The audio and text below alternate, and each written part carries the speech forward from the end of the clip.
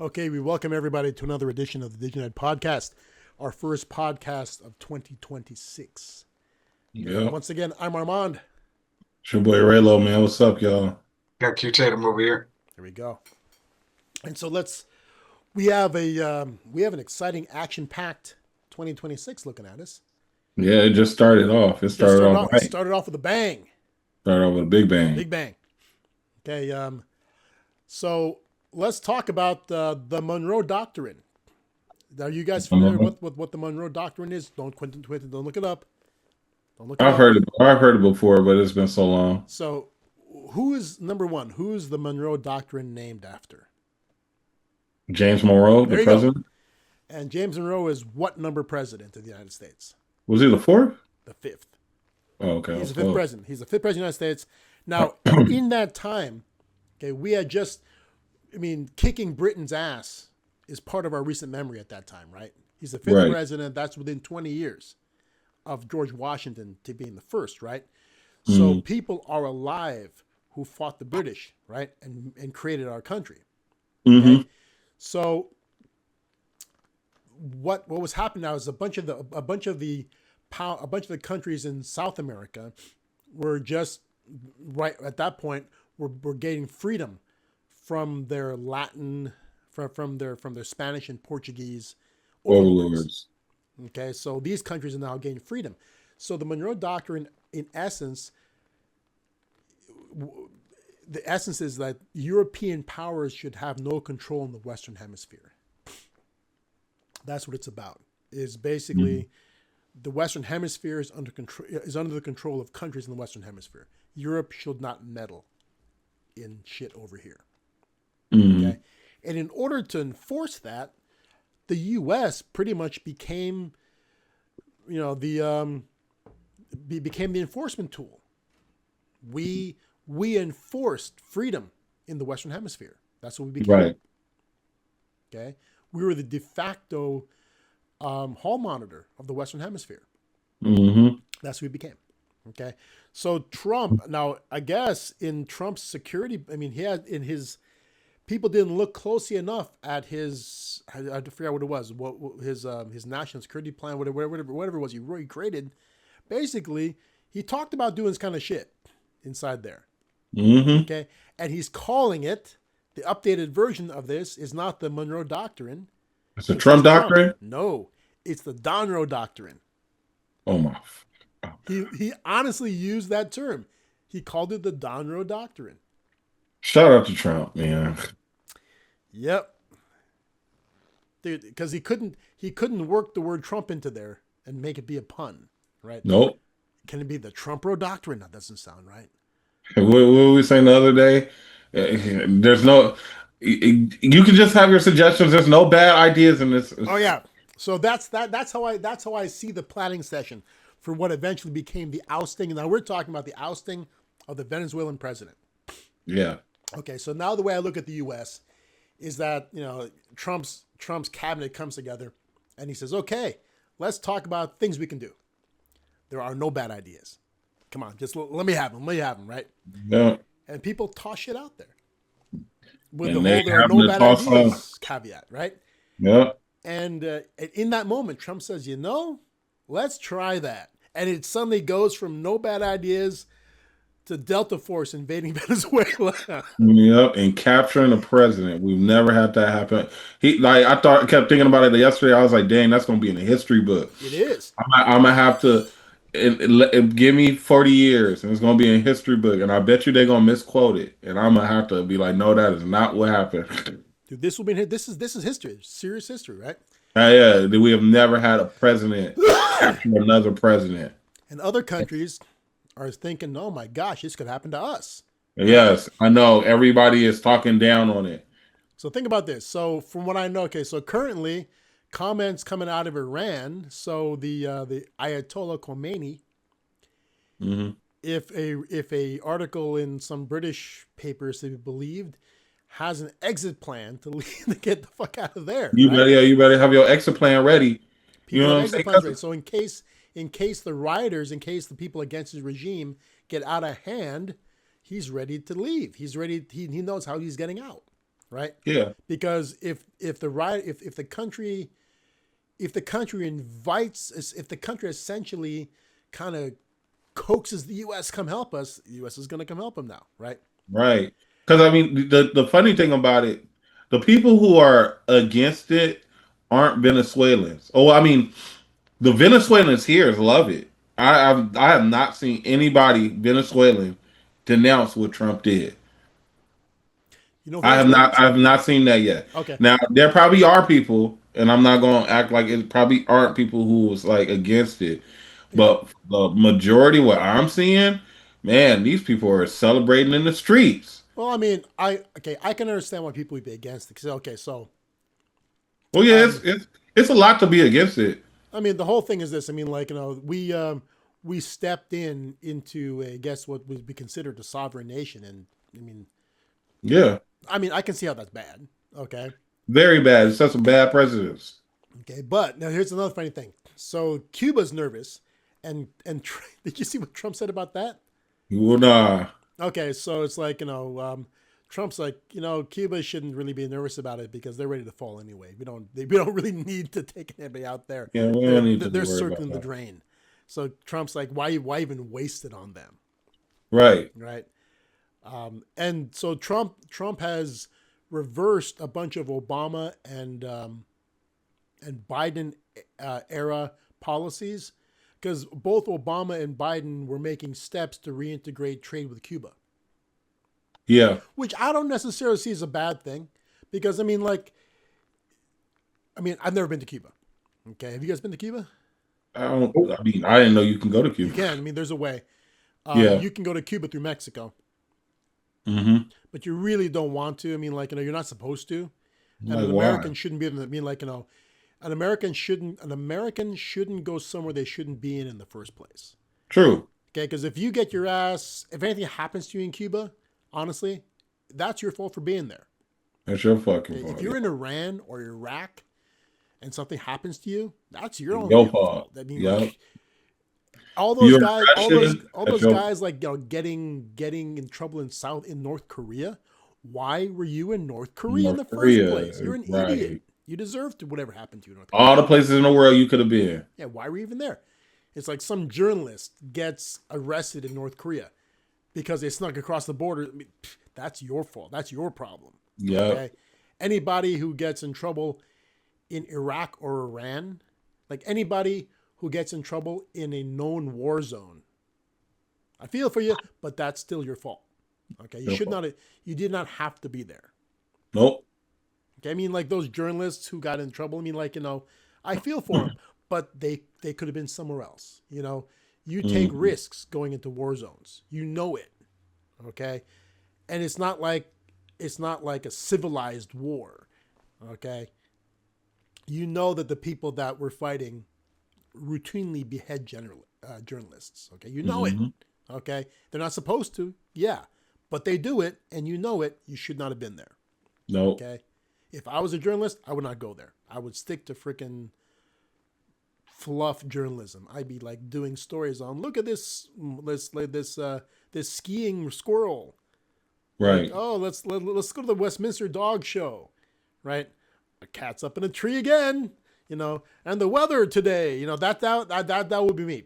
I'm not going to be some hard-hitting journalist embedded with a UN peacekeeping force, because I know that if I'm caught, they're going to cut my head off.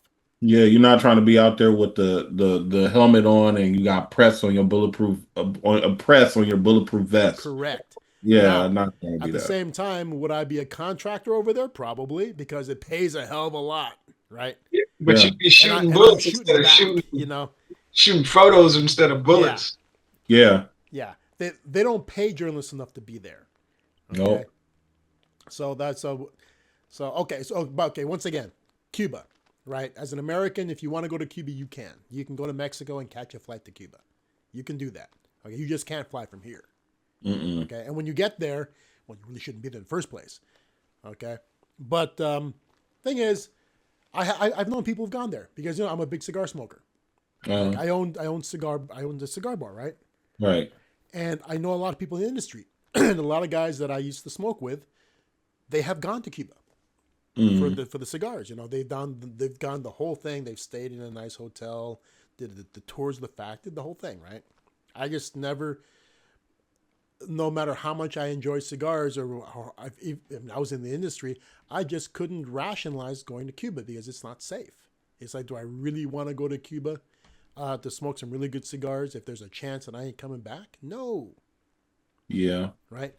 So, so the reason why I don't think that we really should be having embargoes against Cuba is there's no threat from them anymore.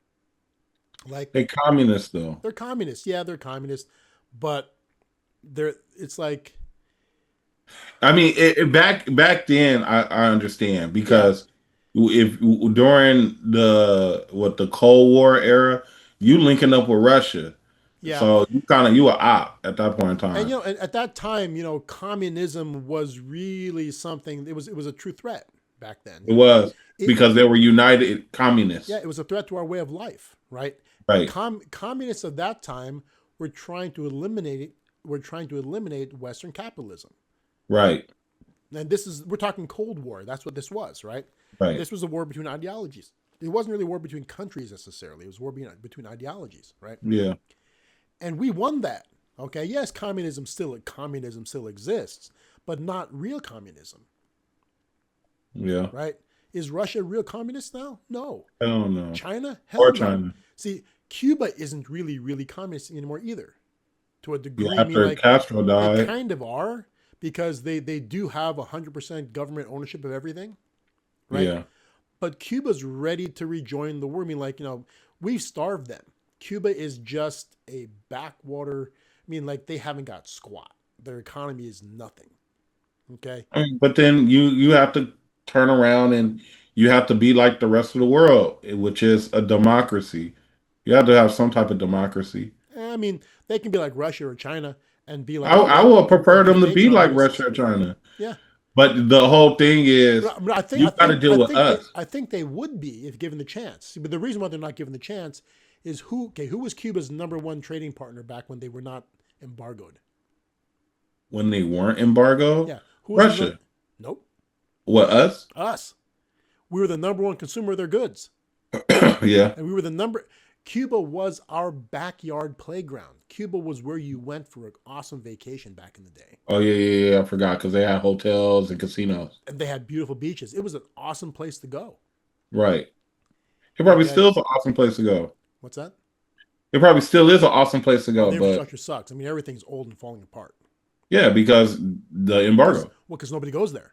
No. Yeah. See, nobody else. No, even though the rest of the world can go there, nobody goes there. Right. Okay. And so why have nice hotels when nobody goes there?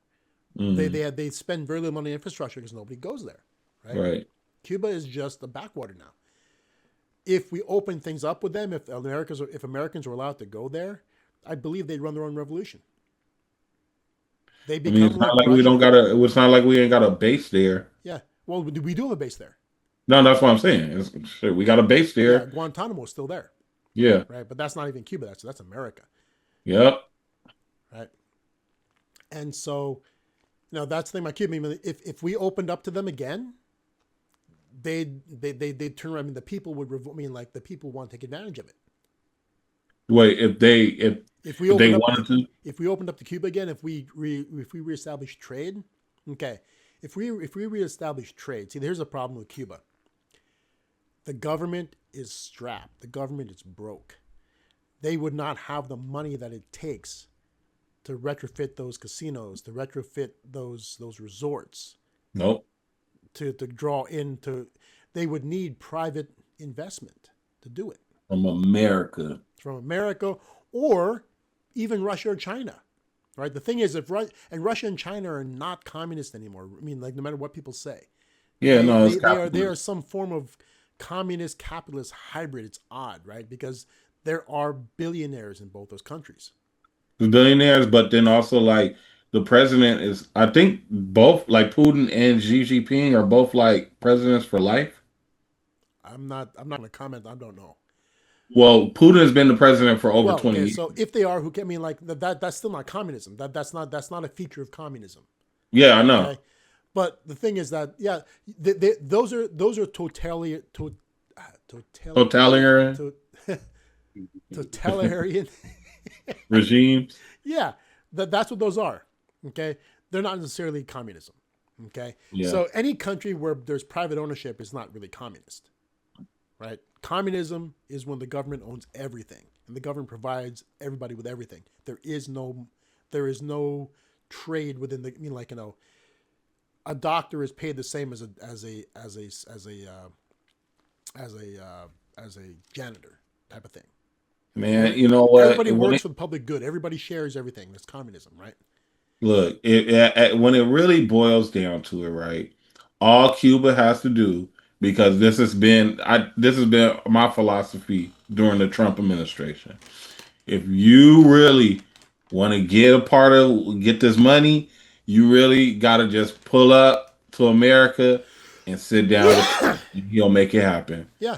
You know what I'm saying? Because to be honest with you, that's the only reason Maduro got arrested. Yeah, he If would play ball. Maduro really wasn't selling drugs, like if I was Maduro, right, and I drove buses all the way to a point to where I drove buses, then eventually became the president of this country, and all of a sudden America is telling the world that I sell drugs. I'd have been in America right then and there before they put the bounty on my head. Yeah. Because remember they put a $50 million dollar bounty on his head. Yep. I would have been pulled up. But like, look, Trump, I don't know what you talking about. Yeah. I mean, he should have just he just poked the bear is what he did. He poked the bear. Because, I mean, at the end of the day, I think the only country that can really get away with that, right, with poking the bear or not really pulling up to talk to Trump is China. Yeah. Everybody don't pull up and talk to Trump. Even Putin pulled up. Well, I think Russia can get away with it too. Well, but they didn't. They chose not to. They pulled up and talked to Trump. Yeah, they all did. You know what I'm saying? That's what they wanted. That's actually what they wanted to do with Biden and them. But Biden and them. Well, even China's talked to Trump, hasn't he? No, they've talked to Trump, but I'm just saying, like, you don't see how it happened like recently. They don't put up in the Oval Office, and talk to Trump. Yeah. Everybody who don't have beef with Trump, who really wasn't about that, pulled up and talked to Trump. Yeah. I think it was the president of either it was South Africa or Nigeria. He pulled up and talked to Trump when they said they was killing the white farmers. He pulled up, was like, man, I don't know what you're talking about. Zelensky wanted some money. He pulled up, talked to Trump and Vance. You feel me? Putin was like, I ain't coming to the White House, but we can meet in Alaska. They met in Alaska. You know what I'm saying? And talk. So, I mean, that's all it really is. You know what I'm saying? You got put like I think like and that's why he makes it easy to reach him. You know, he made it easy to reach, and that's why I feel like with Maduro, you know, he may have been a real drug lord, because if it was all trumped up charges, why didn't you come and holler at Trump? Yeah. Well, I mean, just clear your name. It's either that or he's just trying to. Okay, sometimes pride gets in the way of certain things. All right, and look what happened. You got captured. It's like he thought. Oh, now get this. Okay, have you heard? Okay, so 30 or 30 plus Cuban nationals were killed in the raid. What, in Venezuela? Yep. Man. You know why? Why? These were all military.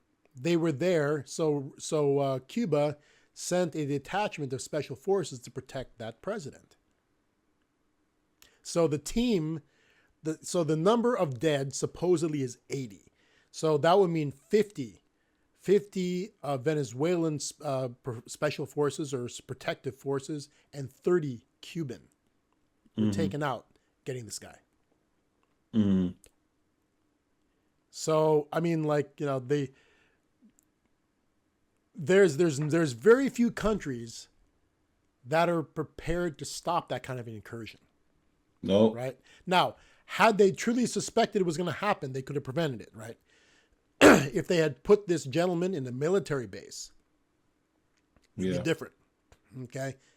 Yeah. That's just too much overwhelming force for a small group to encounter and to be able to conquer. Well, you know what? It was, it's a lot of information on the internet about this. Apparently, he they tracked him for months Oh, of course. and tracked his movements, and they narrowed everything down to 14 locations that he will stay at. And they found the one that was the easy. They said Yeah, it has something to do also the weather. They found the right weather and the right time and the right place to get him. And that's all it of really course. was. Now, but think about that though. He could have avoided. Now, of course, they don't. Okay, the way to avoid what happened would be to have the guy be full time on their main military base. Right. If he's full time on the main military base, no coming and going, he stays there. Anybody coming in has to come there, right? Yep. If the seat of government power was moved to a military base, Mm-hmm. a major military base, that couldn't have happened. There would have to be a True. lot. It would have to be it would be a war to get him. Right? Yeah.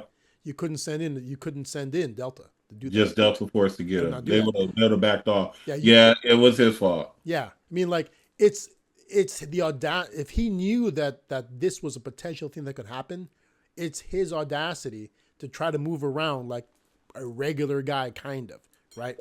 I mean, I don't think he was running around like a regular guy, No. I mean, anything beyond staying full time on a base is moving around like a regular guy to me in this situation. I get what you're saying. So if he yeah. thinks that he can go to his home, and if he can go to his beach house and wherever, because they got him in Caracas is where they got him. Right. Okay, so it's some of his private compound in Caracas. So if he believes that he can go to his own private compound, and he can go to the president's palace, and he can go to, that's foolishness. Okay. Yeah. Especially like they done blockaded the country for like months. Yeah. Any one of those places you can be gotten at. See, let's say that 80 people dying protecting him is, let's say it was only half the force, right? 160 people protect. What kind of protective force can you have on your major military base? Thousands of people. Plus tanks. Okay. Plus tanks and then Air, jets in case. helicopters. Yep. All kinds of air support. Well, I mean, beyond that, I mean, it's a base. It is what is considered a hard target. Okay. A private home, no matter how heavily fortified, ain't gonna do it. Yeah. I mean, but there's also reports that he knew that it was going to happen. Do you think it was more? Why did 80 people die in that case? Huh? If he knew it was going to happen, they should have. I mean, he should have known that. If he knew it was going to happen and he couldn't prevent it, he should have just gave himself up. Why let 8 people die for you? Right. 80 people, at least 80 people died in this raid. Right. 80 people on their side. Okay, I don't know any of the numbers on our side, but 80 enemy combatants died in this. Yeah. Okay, 30 of them were Cuban. Okay, so 50 of his hand-picked special forces and 30 of Cuba's hand-picked special forces died in this operation. And why? And like even that, it's like why are Cubans? Because they're allies. Oh. Remember, is Venezuela communist or are they socialist? I can't remember which one. Communist. They're communist. So remember that's why they're allies. Cuba's communist. They're allies. They provide intelligence to each other. It's a very small and exclusive club now. These communist countries. They got to watch out for each other. Yep. And look, so Cuba said, "Hey man, can you use some extra help?" And they said, "Yeah, we'll give you 30 guys." Yep. Right. There are probably more than that, but. Because I don't want to say that every single Cuban person on detail was killed. Who knows how many were not, right?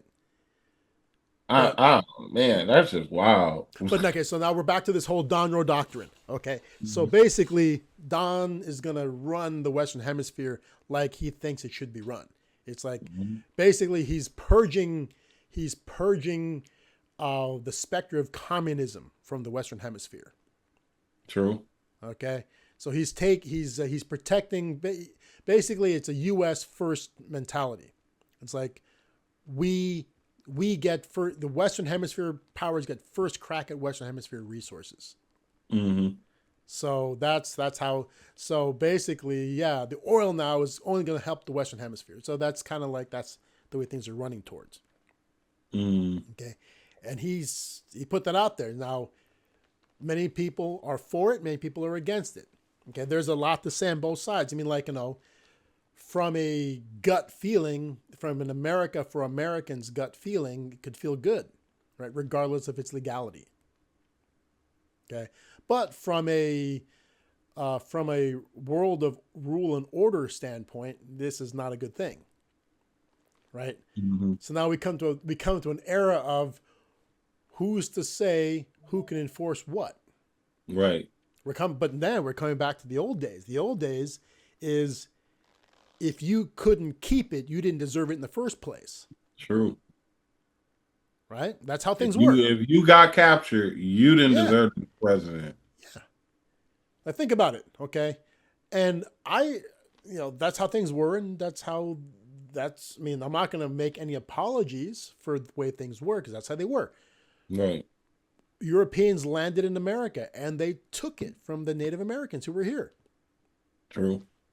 Okay? But that was the doctrine. If you couldn't hold on to it, you didn't deserve it in the first place.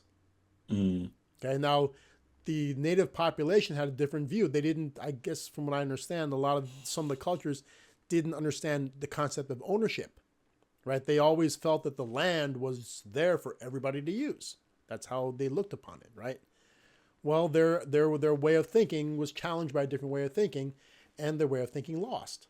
Okay, because they eventually fought back, but it was too late by then, right? And a lot of things were in Europeans' favor, especially disease. When Europeans first came, when the Spanish first arrived, the diseases the Europeans brought to the New World, pretty much from what I'm understanding from modern historians and scientists, are that there were millions of people here originally. And by the time that we arrived in bulk, we didn't see very many of them because most of them had died because of the diseases that we brought. Yeah. Right? I mean, back then, that fact would have been looked at as God's on our side. That's how they would have looked at it back then. That's probably exactly how they looked at it. It's like, geez, if a simple cold is going to kill off 100,000 people in like an hour, God wants us to take this land, right? That's how they looked at it, right? Whether or not that's true, who cares, right? So the natives couldn't hold on to it, and so now look at America. Okay, the French were dumb enough to sell it to us. So now look at America, right? The Louisiana Purchase increased the size of America by something like 2/3. Yeah, massive, right? Why did the French sell it to us? Was it a good deal at the time? I mean, the only reason why you sell another country that much land for that cheap is because the country you sold it to could have probably taken it from you if they wanted to. Let's get a little bit of a payday instead of the U.S. just taking it from us. Yeah, instead of fighting over this shit. Right? We all over here. Because that's what happened to Spain. Spain fought us and they lost, and they ended up giving us the Philippines and freaking Puerto Rico. That's what happened. That's what happened to them. Right. So France decided, screw it. Let's not fight the U.S. Let's sell it to them. At least we'll get some money. Right. Okay. That's how things were in the old days. If you couldn't keep it, you didn't deserve it in the first place. Okay. Is that where the world's heading to now? Yep. I mean, I don't think so. I mean, because I think the only volatile situation that's still up in the air is the whole Taiwan situation. I mean, kinda, sort of, kind of. We'll see where that goes. But Yeah. I'm thinking more like along the lines of, Taking over the rest of South America. Well, no, let's talk of the Western Hemisphere. Let's talk about North and South America. Okay. Why did we even mess with Venezuela in the first place? Well, I mean, did we mess with them because we hate communism? Yeah. Really? Yeah. Are we messing with Cuba? No, I mean, I think because they were a little bit more valuable to oil. Okay, Venezuela has one of the largest oil reserves in the world. Mm. There's more oil in Venezuela than anywhere else in the country. Right. Cuba have oil? What's that? Does Does Cuba have oil? Nope. See, Venezuela. Now, the thing about Venezuela is a shit show. Okay, Venezuela has an incredible capacity to produce, but they can't because their infrastructure is not there for it. They can't produce it. Mm. Okay, they have all this natural. The oil is there. They can't efficiently produce it to take advantage of the oil. And they don't want the communist regime does not want to deal with American companies. Mm-hmm. So who knows why we took it? I mean, it's up in the air why we took that country. Okay, but how many other shit show countries are there in South America? All of them. Ton of them, right? Now, our excuse for going into there was because that country is just a pass-through for drugs and the countries do nothing about it. In fact, they're in on it. That supposedly is what they're saying. And that's what they say. So Venezuela doesn't produce drugs. They let drugs pass through it, right? Yep. Okay, by that rationale, we should probably step in and squash a country who's producing them. Mm-hmm. Where's that? Colombia. Okay. Yeah. Is Colombia next? By the same rationale, there's another border that's quite porous and lets drugs through. What border is that? Mexico. Oh, yeah. Should we step in and make Mexico our bitch? I mean, shoot, they got a female president. See, because of what happened in Venezuela, all of these situations are on the table. You know, we can say, Venezuela is letting drugs pass through. I mean, because it's got this huge coastline, and and they're not doing enough to stop it. And in fact, that government's on board with it. So let's make that stop, right? Mm. Now we can say, well, Colombia produces all these drugs, and the government's doing nothing to stop it. Okay, Mexico, their borders are just like sieves. I mean, people and product just pass right through. We're trying to do everything I can on our side to make it stop, but they're not doing their stuff. They're not keeping up their end to make the border safe, right? All these are rationales for taking any of these countries, right? But the one that Trump's eyeing is Greenland. Now that got some oil. Nope, it's not oil. It's in Greenland. What's in Greenland then? Rare earth metals. It got something. That's what I'm saying. It's supposedly it has a abundance in rare earth metals, things used in the production of modern technology. That's what. And we need that. We need the oil. We need the rare earth, especially if we gotta keep up with China. See, but now if this is the case, now we're talking different. We raided Venezuela. We took Venezuela not because of the oil, but supposedly because of the drug trade passing through it. Right. Right. Now, if we're just taking stuff for the resources, why not just say it? It's like, because let's just get back to old-fashioned imperialism. Get back to the world of if you couldn't keep it, it wasn't yours to begin with anyway. But then you sound like a bully. You don't sound like you're trying to be. Dude, everybody sees through it. I mean, come on. It's like, why aren't we messing with Cuba? Because Cuba's got nothing we want. Look, right? The only thing that separates what we did to Maduro and what Russia is doing to Zelensky is there were no civilian casualties. Yeah, and a lot of people, like, there will be more civilian casualties if this continues. Well, if Putin did it if Putin just did this, he could have done the exact same thing. I don't think he could have just took the president and then. I think so, dude. Freaking Ukraine. I mean, the only reason why. But they president. I don't respect Zelensky. Zelensky's just a puppet. You've seen those pictures, those videos of Zelensky being a dancer, right? Yeah. Yeah, bro. He's told what to do, so that's why it's harder.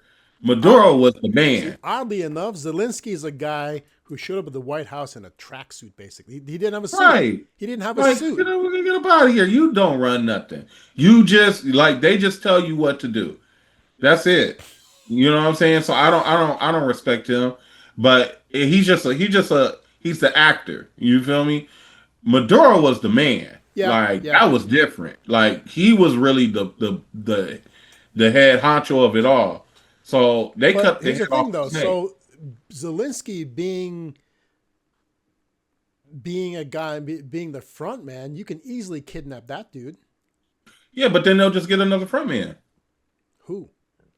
They'll get some. They found Well, like see, look. now here's this: if you took Zelensky Mhm. in a country like Ukraine, Yeah. if you took Zelensky, the country would collapse from internal fighting. Because what will happen now is that all the warlords in that country would want it to be theirs. Right. Well, like the oligarchs. Yeah. I think the oligarchs would have came. Like, say if three of us was oligarch, right? Well, And hold on a second. I don't even know if Ukraine has any real oligarchs.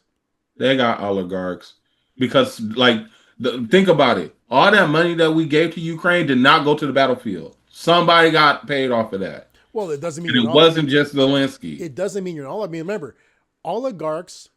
Okay, so what are oligarchs? Oligarchs are What are they? like ruling class of a country But why? because they're like the leaders in certain like Mm-mm. industries No, and okay. So in order for there to be oligarchs in a country, oligarchs are extremely wealthy individuals, right. right? I'm not sure if Ukraine is in a position. I'm not sure if Ukraine has the kind of industry necessary to have Oligarchy. top tier oligarchs. I Like see Russia what you're does. Russia has a bunch of top tier oligarchs. Okay. Right. And Russian oligarchs, for the most part, those guys are former mob, and those former former mafia are former KGB. So they Right. went from being government, like secret police, to being mafia now in a country that's just fractured, right? To making huge amounts of money through industries because they run the mafia, and now they're oligarchs, right? Yeah. Did Ukraine have a situation where that was possible? Did they have industry like that? I'm I mean, not I sure. think the grain industry. I think that was the only thing I heard I'm of. not sure if the grain industry even qualifies for oligarchy. I see what you're saying. So you're saying that? Well, I mean, don't they got rare earth? But They got something. they have something, but it was discovered. So Yeah. we're talking like Russia has massive industry, like oligarchs come from steel, shipbuilding, big things like that, Mhm. like massive telecommunications, Right. right? Ukraine's tiny, so I'm not sure if a tiny country can have oligarchs like that. I see what you're They saying. can have a couple of billionaires, but those aren't real oligarchs, right? I see what you're Like, saying. Huh? Picture Musk, except Elon Musk is like Muscati, right? And he's a former mafia capo who has Yeah. billions of dollars now because he flexed his mafia contacts to make money, right? Mm-hmm. See, that's an oligarch. So I don't even look at Elon Musk as a real oligarch Mm. because he's not a dangerous individual naturally. No, definitely not. Oligarchs are people who are used to having people killed. Yeah. Okay, so I'm not sure that Ukraine might have a couple of military warlords, but those aren't oligarchs, right? Mm-hmm. I think that in the Ukraine there's enough people there who would want to steal things for themselves. I mean, like if he was to be taken out, infighting would end them. The only reason why Ukraine is united now is because somebody's attacking the whole country. Right? If he had just simply ousted Zelensky in the beginning, they would have just eaten themselves. The country would have consumed itself, trying to fill the vacuum. Mm. But they made the mistake of treating it like, see, Trump has done something that no one's done before. Right? An overnight regime change. Yep. Okay, people involved in intelligence, I mean, like regime changes happen, right? Mm. But they happen over the course of years. Right. The organizations like the CIA would help to facilitate a regime change by trying to sway the population's opinion, right? And over years, I mean, like, you can topple governments that way. Or you can just step in overnight and send Delta Force to kidnap the president. Yeah. Okay.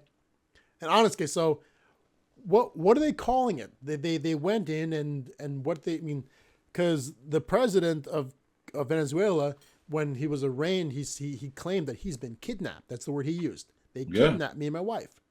Yep. Right? And I'm still the president. Yeah.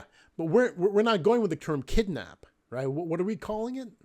I thought it was just captured. We captured him. What I mean, like, but let's compare the two. You went in, the person was running around free. You went in and you took them by force. Mm-hmm. What's the difference between captured and kidnapped? Man, it ain't no difference. Like, he was kidnapped, but I guess the warrant makes it different. The warrant does make it different. I mean, the whole fact that he had a bounty on his head for $50 million. Like, what's the difference between arrested and kidnapped? Right. The fact that you're a criminal and there was a warrant out for your arrest makes it okay. Makes it okay. Yes. So essentially, that's what we did. We issued our own warrant for his arrest, and we went and made that. I mean, honestly, how does that even work? I mean, but that's the thing. Like, somebody can issue a warrant for Donald Trump. The only thing, you're not about to get Trump. Yeah, you can. And Donald Trump, I think he announced all this from Mar-a-Lago. Right. You're not about to march up into Mar-a-Lago and do nothing. You know what I'm saying? So you don't understand how fortified Mar-a-Lago probably is. Man, okay. Besides that guy poking the gun through the fence. Now, that was crazy. Remember, that kind of stuff happened before. Yeah. I think that the Trump presidency before is very different than it is now. No, that happened recently. That happened while he was running. Yeah.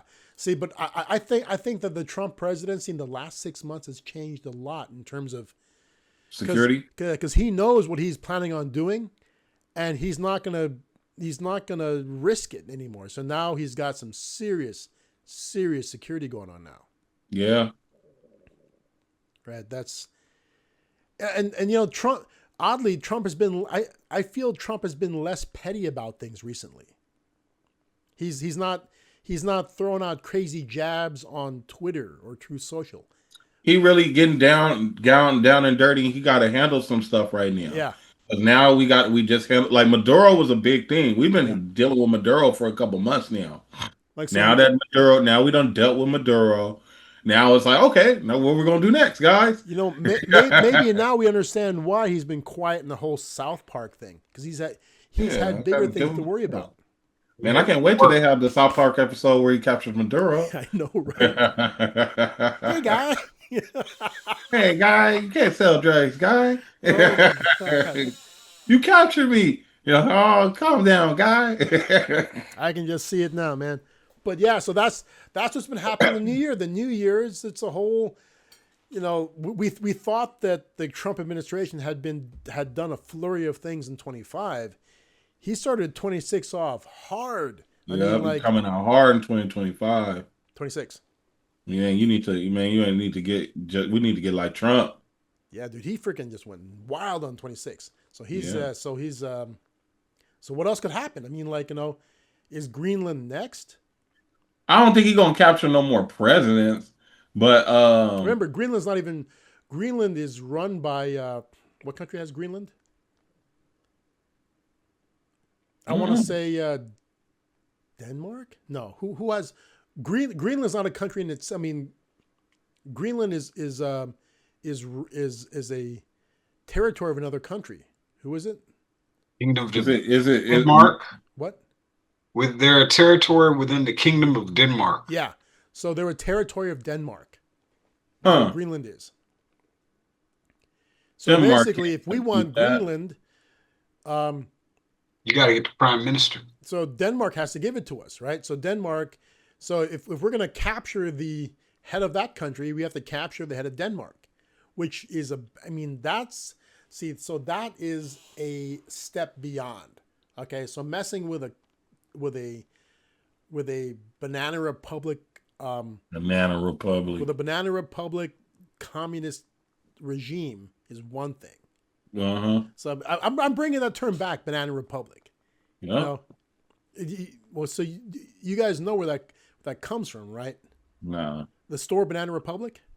I know. I just remember I used to wear that Some shirt. region That used to be I that actually used to be my favorite store growing up. So yeah, growing up, me too. I mean, when I was younger, you guys don't probably remember the Banana Republic stores like they used to be when they were smaller, when they were independent, right? You walked in and it was adventure gear. It was like, it was like, multi-pocketed vests, linen outfits.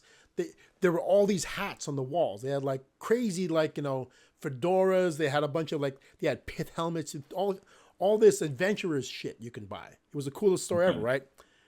That's how it originally was. And a Banana Republic refers to any country in on the equator where bananas grow. Like a small country like Ecuador. Ecuador would be a Banana Republic. Technically, the Philippines would be a Banana Republic. So any third world countries are Banana Republics. Mm-hmm. And they're not, that term is not used that way anymore. But why not? Right? I'm bringing it back. Right? So Banana Republic. So we're ready to make our move making a move on Greenland the same way they did it to Venezuela would not be the same because going after some freaking third world dictator in Banana Republic like Venezuela is one thing, but when you attack, if we were to raid and Denmark, that's part of the EU. So that would not fly. So you got to wonder how he's going to navigate that. How is he going to take Greenland away from Denmark without pissing off Europe? Got to wonder about that. Okay. Man. Oh, I saw something. Denmark needs to become a U.S. state. Fuck that. Wait, so you're talking about that? Okay, so right now, so Russia's in a bad way, kind of. Why? Okay. Yeah, Russia's big, Russia's bad, but Russia's also not doing so. I mean, financially, the strain of the Ukraine war is showing. Yeah. Right. The fact that a rinky-dink country like the Ukraine can hold them off for so long is not good for their reputation. Because they got NATO money. Come Right? on, man. Now, here's the problem. Okay, so I read something that if Russia was to face collapse, China would acquire 40 million square. China would acquire Eastern Russia. Okay. Now, Eastern Russia is a huge area, right? It's massive, but only 8 million people live there. And they become Chinese? Well, they are. The funny thing is they already are Chinese. Ethnically, those people are Asian. So if you ever see so there are some Russian athletes like Oksana Bayul. Yeah. You ever seen Oksana? She looks Asian. She looks Asian with a name like Oksana Bayul, right? Yeah. She's from that region. Russians in Kamchatka look Asian. Okay. So a big chunk of Russia is Asia. Yeah. Okay. I mean, it is Asia when you think about it. And if they're part of the Asian continent, and if Russia collapses, China would get that. Right. It's a huge source of Russian resources. They have a lot of resources out there, but very little population. Right. So if that was to happen, Russia would bow out the stage. I mean, they would no longer be world power, and Russia and China would be just massive. And they already are massive. So it's already big. Only people in this whole world that can really, really keep up with us is China. Yeah. And in fact, it really is the other way around. We have to really understand that China is on top, more potent than we are right now. Yeah, I can get that. More people, better technology. They have better control over their population than we do. Because they're still kind of communist. Yeah, that's true. It's the kind of government where what the government says goes. Mm, The people don't have a lot of say in how they're governed over there. that sucks. Kind of, but not really. Think about it, Mm, right? They have economic opportunity like we do. uh-huh. So it's all the benefits of capitalism, okay, with all the benefits of communism, if there are any, right? So one of the benefits of communism is that the country moves as one. Mm, That's the one thing you can say about communism. The country is unified. There's because mm. dissenting opinions aren't allowed. Right. So they have one single banner, one single message they all get behind. Okay. And the government allows them to make money. So imagine if the US had free market like it does now, but every single person in the US had one train of thought. Imagine if the US was ideologically homogenized. Everybody thought the same way. I don't think everybody thinks the same way there. Well, no, the thing is, there might be some dissenting opinions, but they were raised to think this, the way that they were trained to think culturally. Oh yeah. Okay, just like I was talking when I was talking about the Philippines, the way that people think is very, very different, right? Because culturally they were raised that way for generations. Right. There are people in China who's basically, I mean, like, that's why they don't want the Chinese exposed to a lot of Western social media. Yeah. Because they don't want the Chinese people seeing how the We Western live. people are free to think anything they want. Yeah. Because it's dangerous to them. They believe it's dangerous for them to let people Yeah. think that way. Because I mean, at the end of the day, this is. I think I don't want to say this. This may be. We may live in the only country where you can really talk bad about the president. Yeah, we do. We're living in the only country where you can make a cartoon and show the president naked. You know what I'm saying? Like it's the. I don't. You can't do that in Russia. I don't think you can. No, I don't even think you can do that in Ukraine. I don't think so. And dude, see, like right now, there's a news article out there. So, so we're gonna change gears for a second here. Brigitte Macron. Yep. Okay, I guess that right now, so it's coming down that she's a lady. Oh, And I know Raymond likes to believe that she's transgender, but hmm what's happening now, and this is, see, can we say that Michelle Obama is transgender? We can if we want to, right? hmm And will anything happen to us about it if we did? Nope. No. Okay. But I believe there are 10 people right now in France who are being prosecuted for hmm publishing just that about Brigitte That she was a man. Yeah. because that's illegal How's it? Oh yeah, I get it. over there. Okay. I'm not sure exactly what about it is illegal, but somehow it's illegal. hmm Okay. We can do it all we want over here. We can say that Michelle Obama is transgender. We can say that Melania Trump's transgender. Yep. If we want to, we can publish all sorts of shit, right? hmm All sorts of quote unquote fake news, right? And people do it routinely over here to make money. hmm People routinely publish inflammatory content that they know is fake, that they know is false, hmm right? And when they put it out there, it's for the purposes of entertainment, right? They're saying it to make money, okay? But that's what America can do. We have that right. We have the right to free speech. As long as we're not endangering somebody's life, Right. as long as we're not telling people to attack somebody, as long as we're not saying, everybody get out there right now, this is where they live, show up there with sticks, baseball bats, torches, like, let's run this sucker up a tree.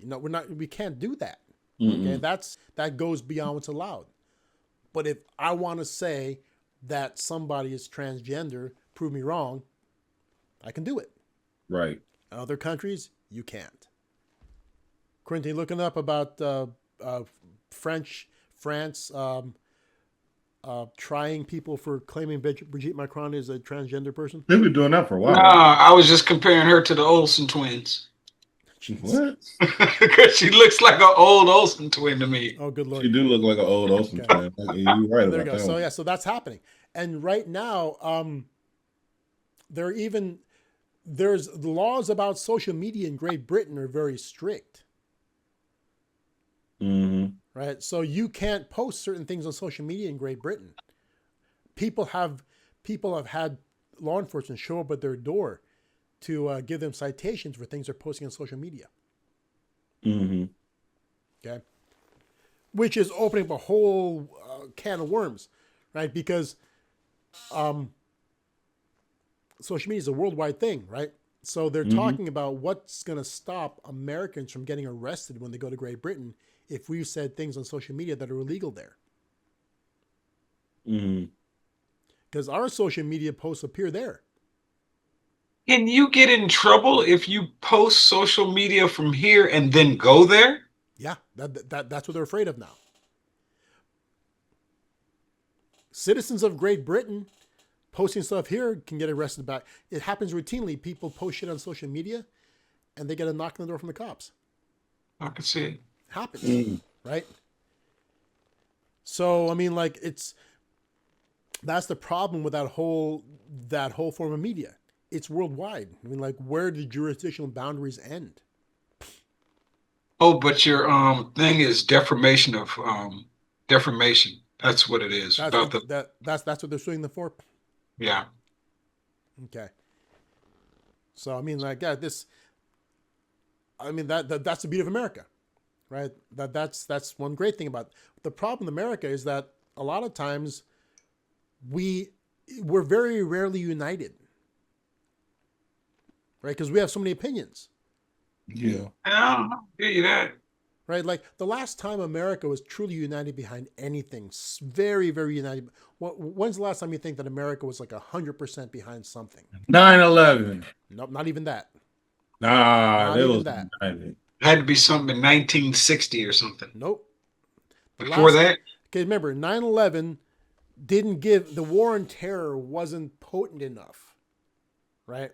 I mean, it was potent enough to where they let them go take over Iraq. Yeah, but we had to drum up a whole weapons of mass destruction thing for that to happen.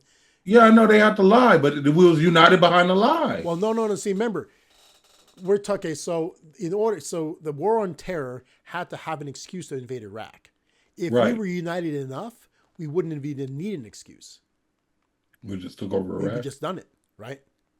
Okay. So what was a time when the U.S. was galvanized behind something? What did it take? Pearl Harbor? Pearl Harbor. That's what it took. It took a devastating attack in the early hours of December, whatever it was. Okay, to make us. That was the last time we were truly behind anything, as a whole country. We pitched together. We freaking did. You ever heard the term Victory Garden? Yeah. You know what a Victory Garden is? I've heard of it, but what is Victory Garden? Victory Garden was when Americans in the 1940s started growing their own fruits and vegetables so they didn't have to rely on crops grown by farmers, so that more food can go towards the war effort. Right? It was a time when women didn't work, but women were now working in factories to take over the jobs that men had to leave because they were enlisting and or being drafted to fight overseas. Right? Movie stars joined the military to fight.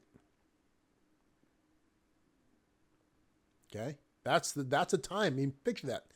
When's the last time you saw a movie star at the peak of their career?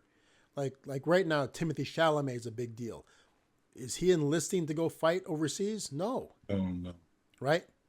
But movie stars enlisted to go fight unless they were too old. Yeah.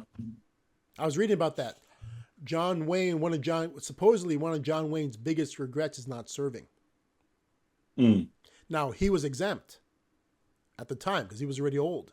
He was already over the age that he could be drafted for military service, right? He was 34, 35 at the time. Okay. Plus he had several exemptions, right? And the studio didn't want him to go. His career was just hitting its stride. And so technically, I guess what happened is that he did enlist to fight in John Ford's regiment or battalion, whatever it was. Mm-hmm. But through whatever circumstance, he was never deployed. He was never. By the time he didn't serve, and so his ex-wife was saying that that's one of the reasons he became super patriotic towards the later part of his life, was because he felt ashamed of not serving, like other guys did. Jimmy Stewart served. Like a lot of these Hollywood stars became war heroes, real war heroes. Okay, when's the last time that happened? When's the last time you saw a bunch of Hollywood stars enlist and fight? Mm. And so John Wayne did all these patriotic movies towards the end of his life because he was so ashamed of not serving. Yeah, I'm definitely not ashamed of that. I'm sorry, John Wayne. He volunteered for the U.S. So he spent the rest of his life serving, being patriotic to make up for not going overseas.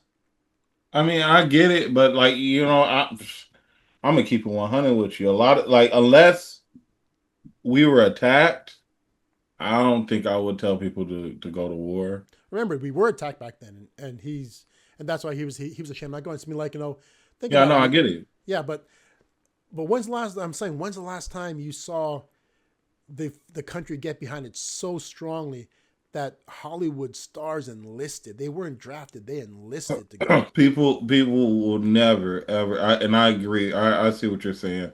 We're never going to be united like that. We were so united behind it that Hollywood stars did that.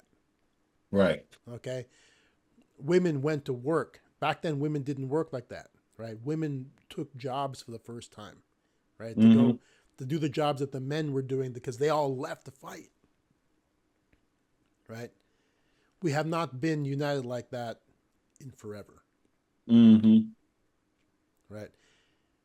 But you got to realize when communist countries go to war, they just fall in line because they were raised to be like that.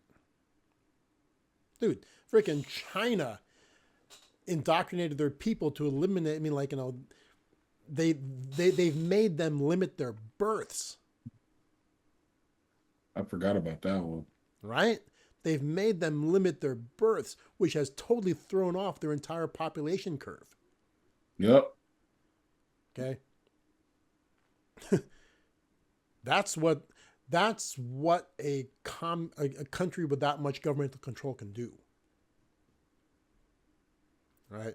So imagine the hybrid of having the Western capitalist system with a population that is not 100, but a population that is significantly in step with each other. Huh. In countries like that, certain religions aren't even allowed, right? And people don't fight back against it because that's what they believe. They truly believe that. Mm-hmm. Right? So just imagine the U.S. being that controlled, like being I'm not saying the population's oppressed, but the population has been raised to think a specific way. And we're doing it voluntarily. Yeah. So imagine the U.S. population voluntarily agreeing all the time and having the ability to make tons of money and own whatever they want. I couldn't do it. I get it. I like our freedom. Yeah. But I'm not saying that we don't have that. They don't have it, because now over there, by giving them the ability to do what they want business-wise, they've given them freedom. Yeah. But the thing is that because of the way their culture is, they're still thinking the same way. Mm-hmm. They have the freedoms, but culturally they feel the U.S. is unique in how our culture treats freedoms. Right? Mm-hmm. Other countries, freedom exists, but because of the way the culture is homogenous in other countries. Like go to Mexico, right? Mm-hmm.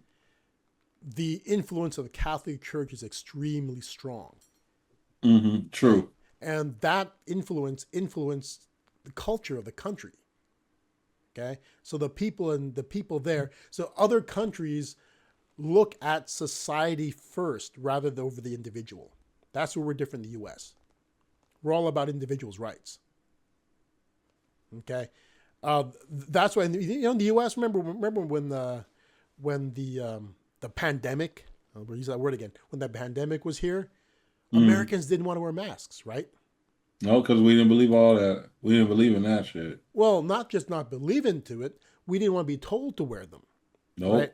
You can't tell me to do none of that. Now, the crazy part is that in Asia, even before the pandemic, when I was there, They was wearing masks. see, when you're sick in Asia, if you're going to go out and about, like right now, I'm sick right now, right? If I was in Asia and I went out in public when I was sick, I'd wear a mask. That's how they think. They don't want to spread what they've got. So they either won't go out, or if they do go out, they have to wear, they'll wear masks themselves. People won't tell them to do it. It's not a rule. It's not a law. And you know what? I can respect that. You know what I'm saying? Like things that you're doing to like help the community. Yeah, I respect that. Yeah. But that's the funny, but that's the way that those countries think. Right? That's not how it is here. Yeah. See, over there, you're wearing masks to stop the spread. If you're sick, you're wearing masks to stop the spread. Some people will also wear masks because they're just a little bit paranoid about germs in general, right? See, over here, when it was happening, there were some people who even if they wear it like, they wear it like a mask diaper. They got their nose sticking out, right? It's like, why are you chin diapering this thing? Why do you have a chin diaper? What's going on with the mask, right?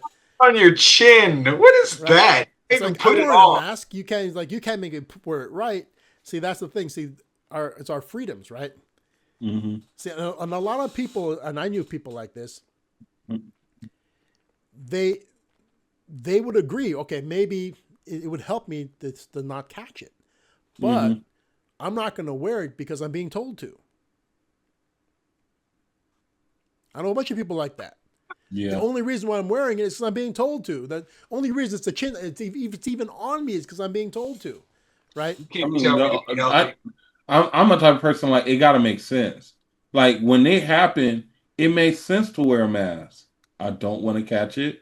I don't want to spread it. That makes sense. But a mandate is not going to make me want to. Yes, I'm the same type of way. Yeah. To me, it just got to make sense. But that's unique to here. Okay. Right. In other countries, I mean, like if you were in Vietnam or Thailand, the Philippines, they went all out, right? When mask wearing was mandated, okay, they're not just wearing a mask, right? They got the mask on and the freaking plastic face shield. Yeah, I did see that. Now that you brought it back, yeah, I did see all that with the scarf around it. They were selling rebreather devices, so you saw people with freaking like diving helmets on type looking things, right? Right. I mean, they went all out. I mean, like as soon as it became mandated, people just went over and above, right? And it's easy. Every other country in the world, it's easy to make people do things in groups, right? Mm-hmm. You want people to quarantine, they'll quarantine. You want people to wear masks, they'll wear masks. You want people to wear gloves, they'll wear gloves. You want people to wear hats, they'll wear. It's weird. Okay, the government in other countries, if the government says to do something, everybody just falls in line, right? We're the only country that doesn't. Nope. Right? Because it's a wholly different thing, right? Which, I mean, I'm curious to see what China does in the future, because you've got a country that has our capitalism. Okay, you have a country that has private ownership to do. I mean, I'm not even sure how it works over there. How does a McDonald's even exist in China? I mean, I'm sure that every company has to be partially government owned. I think that's how it works. Yeah, I think you have to give up some type of ownership. Yeah, Does I think there's a McDonald's percentage. on the land though? What's that? Does McDonald's own the land like they do here? I'm sure they do. I mean, like, but the government owns a part of your company. Like every Chinese company, the government owns a percentage of it. I think that's the way it works. Okay, but that's not true communism, right? Wait, I didn't think about it like this. So do they own a part of it and they tax you? I don't know. I don't know how taxes work in those countries. Never looked. See, because remember, in the past, there were no taxes. Okay? Communist countries have no taxes. And why? Okay? Because everything was owned by the government. Yeah, everything was provided. Nobody paid for anything. Food was given to you. There was no income to tax. Income didn't exist in those countries. Mm. Okay, so didn't exist, right? But now it's different. There's billionaires there now. People have private ownership. People have bank accounts. People have money. Mm-hmm. Okay, there are exotic cars in this country. I mean, like, so it's a weird. I'm curious to see how that works over there. Mm-hmm. That's a weird hybrid. Okay, and the population's massive. I mean, like, talk about a market. They don't need the rest of the world. They got billions and billions to consume in their own countries. Right. Right. They got so much money. I mean, like, look at busloads of Chinese tourists sweeping through freaking the shopping centers in Beverly Hills. They step in there and they buy everything. Mm-hmm. When my son was before he was working in coffee, he was working in fragrances in Nordstrom. Right? So he was in charge of these different brands, right? And Chinese people would come from China and buy hundreds of thousands of dollars of fragrances to resell in China. Mm-hmm. It got to a point where they were not allowed to sell more than a certain number to people. Because a Chinese person would just come over there from China and buy everything they can get their hands on. Okay, and none of it would be consumed in the U.S. It would be brought back to China to resell there. Think about that. They're buying full retail and paying tax and getting it over there and reselling it and making money again. Mm-hmm. There's money there. China has money to throw around. Mm-hmm. Okay, so I mean, it's no wonder they're I'm going to say catching up. They haven't caught up to us. They've passed us, I think. Oh, China? Dude. Yeah, they passed us. We owe them money. They're our biggest creditor. I mean, shoot, we birthed them though. That's the crazy thing about it. Did we? Yeah. How? We birthed them. You know what I'm saying? We're the ones who outsource all of our work to them. Like, you know what I'm saying? Like, it to me, that's just like my son telling me, like, man, you owe me money. I birthed you. Like, I ain't giving you nothing. That's I don't consider that birthing them. I mean, like, we didn't. Okay, so when without America, China will be poor. No, remember, birthing that they provided a cheap labor source. That's not the same. Okay, we didn't have to give you your labor source. What's that? No, we didn't have to do that. No, we didn't have to, but we did because they were cheap. Yeah. Right? That's not the same. See, birthing them is know who we birthed? Who? We birthed Japan. Well, we kind of destroyed Japan. That's the thing. We built Japan better than it was before. Okay. We paid for Japan's reconstruction. Okay. That's birthing it. That's birthing them. Right. Okay. Dude, that it's like you can't really, you can't call it birthing. Like, what if as a contractor, I have the cheapest construction rates in town. Okay. That's not charity you're giving me. I earned that by cutting costs. I get what you're saying. Okay. They had the cheapest labor, right? They took contracts in factories to manufacture stuff, and they still made money from it, right? They cut down their costs. Their business models allowed them to do that, right? We didn't birth China, right? We could have sent our labor anywhere else if we wanted to. Okay. But why did we send it there? Too attractive. Right. Right. We could have kept having stuff made in South America, right? But China was number one, cheaper, probably better quality. So we didn't know. They earned that. They earned that, and they had to create the infrastructure too. Okay, so it's a bit different, right? I mean, but they're our biggest creditor. They floated us so much money, right? And they're not calling it due yet either. If they wanted to, they can embarrass us by calling it due. Okay, so I mean, like, at some point in time, I mean, Could China do what we're doing? Could China step in and start consuming all the countries in its hemisphere? I mean, shoot, they gonna try with Taiwan. They said they gonna try it. I don't know. I call it bluff. I don't know. We'll see where it goes. I mean, I'm not that concerned about Taiwan. I really don't Why? care because about Taiwan. Hmm. When China, remember, it's not like they're being taken by a true communist country. If they take Taiwan, nothing changes. Right. Except now they control the tech coming out of Taiwan. But remember, who's in Taiwan? A lot of the companies in Taiwan are attached to the U.S. Right. Okay. So they're not communist. So if they take Taiwan, it's a governmental change. Oh, Raymond, your camera cut. Oh my God, I kicked it. Hold on. So if they take Taiwan, it's a governmental change. It's nothing else. Business stays the same. Right. So I don't really care about if they take it or not. Mm. Right. It's just a posturing thing. If they take Taiwan, that's a signal. Who's next? The Philippines. Could be the Philippines. I mean, but the thing about and that's the reason why I think the Philippines got to get its head out of the sand, right? Yeah. And stop fighting each other. And then stop. Not each other.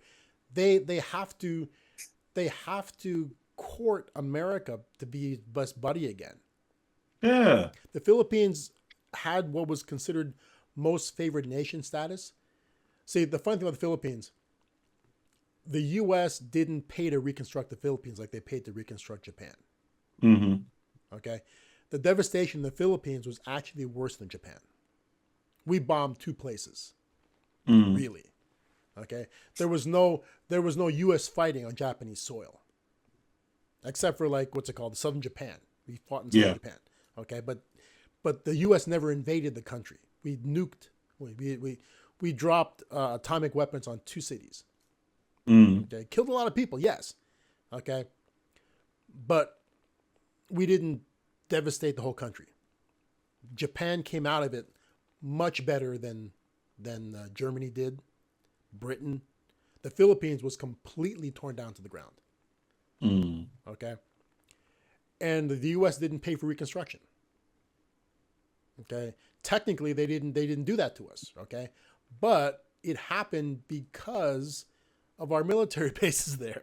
Right. Right. Okay. So yeah, will China take the Philippines? That's why the Philippines needs to maintain a closer relationship with the U.S. Right. I just think it was dumb they got rid of the U.S. bases there. Oh. There are no U.S. bases in the Philippines anymore. Mm. Technically, we have a little bit of presence in Subic, but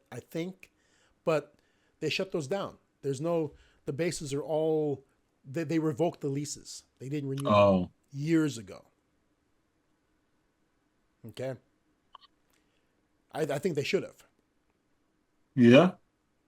The biggest problem was that our Marcos, the first Marcos, was a very strong U.S. ally. The U.S. was trying to keep him in power, but the country overthrew him, right?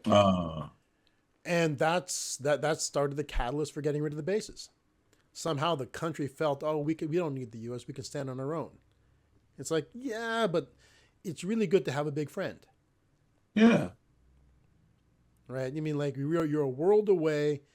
You're one of the only, Western capitalist countries in Asia like that. And why not have the U.S. as a friend?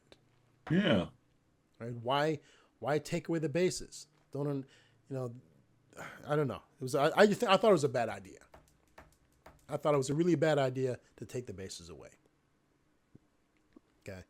Mm. Yeah, I mean, it's they wanted to have their own sovereignty, man, but still, the U.S. is a good friend to have. Right? But who would China take? China could take hell. I wish China would take Afghanistan. I thought we had talked about this. They're trying to build the Silk Road 2.0. They're building a highway through Afghanistan because Afghanistan, I mean, it's supposedly supposed to link them to the rest of the world, but that's the first step. Because I think Afghanistan and China are right next to each other. Yeah. So they're building a highway. Well, through technically, Afghanistan is next to Russia. Well, yeah. Well, I mean, I think it's all of them, but they're building a highway through Afghanistan. To go to where? It's supposed to connect them. I forgot. I watched a video on this, but it's supposed to connect them, help them connect to the rest of the world. Like it's the Silk Road 2.0, where it's supposed to go through Afghanistan, and then it goes to wherever else go after Afghanistan. But they're building a highway. Okay. I can actually what they need to build is they need to build a railway. Shoot, they probably build both. They need to build. But yeah, They'll probably be the railway first before they'll build a highway. So China, I mean, like, now, who else could they take? Who else is strategic? Okay, so they're all fighting over like minerals in the South China Sea. Yeah, because I think there's a large There's a large gas field there. Mm-hmm. Is what it is. So that's what they're fighting over. That's one thing they're fighting over. Yeah.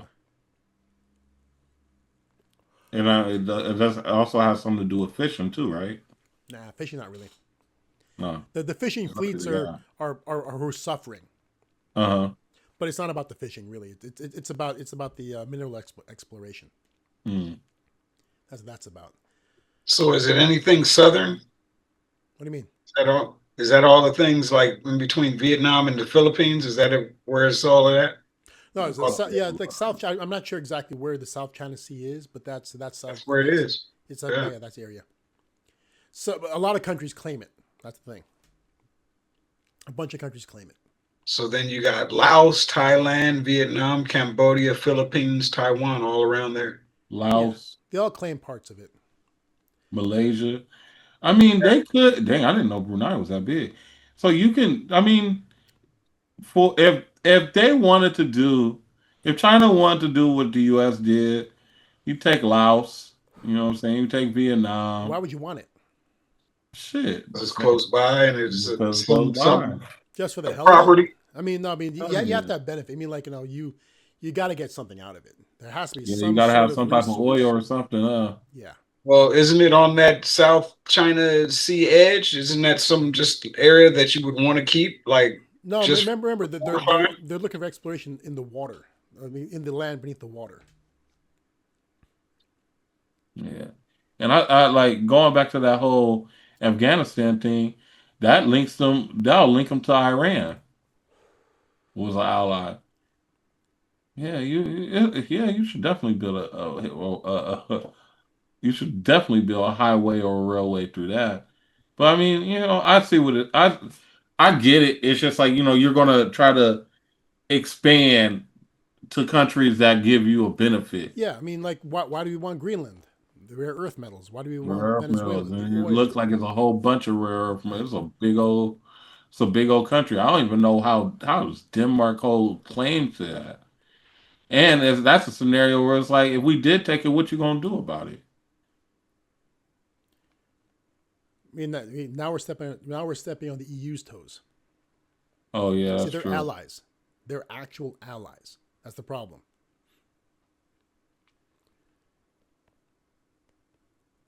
Do people live in Greenland? I don't hear anybody ever say that, dude. I think it's sparsely populated. Mm. Right. Mm. But hey, let's shift gears and talk about. We've delved into like this strange political thing now. I mean, like, world politics. Let's talk about other stuff happening now. Like, so I guess California has rung in the new year with new state laws about speed limits. What? I didn't hear that. They can now make speed limits lower in areas because of construction. Oh, well, for construction, I get it. Well, it goes beyond that. So they've changed.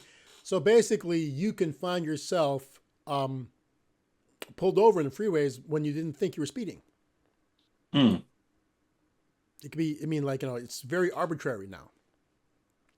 Mm. So California is becoming a little bit more socialist. It is. You heard about the billionaire tax? Uh-huh.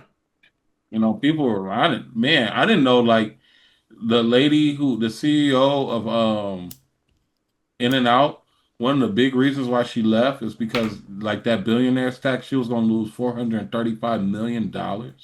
Well, and it was more than just her leaving. She didn't just leave herself.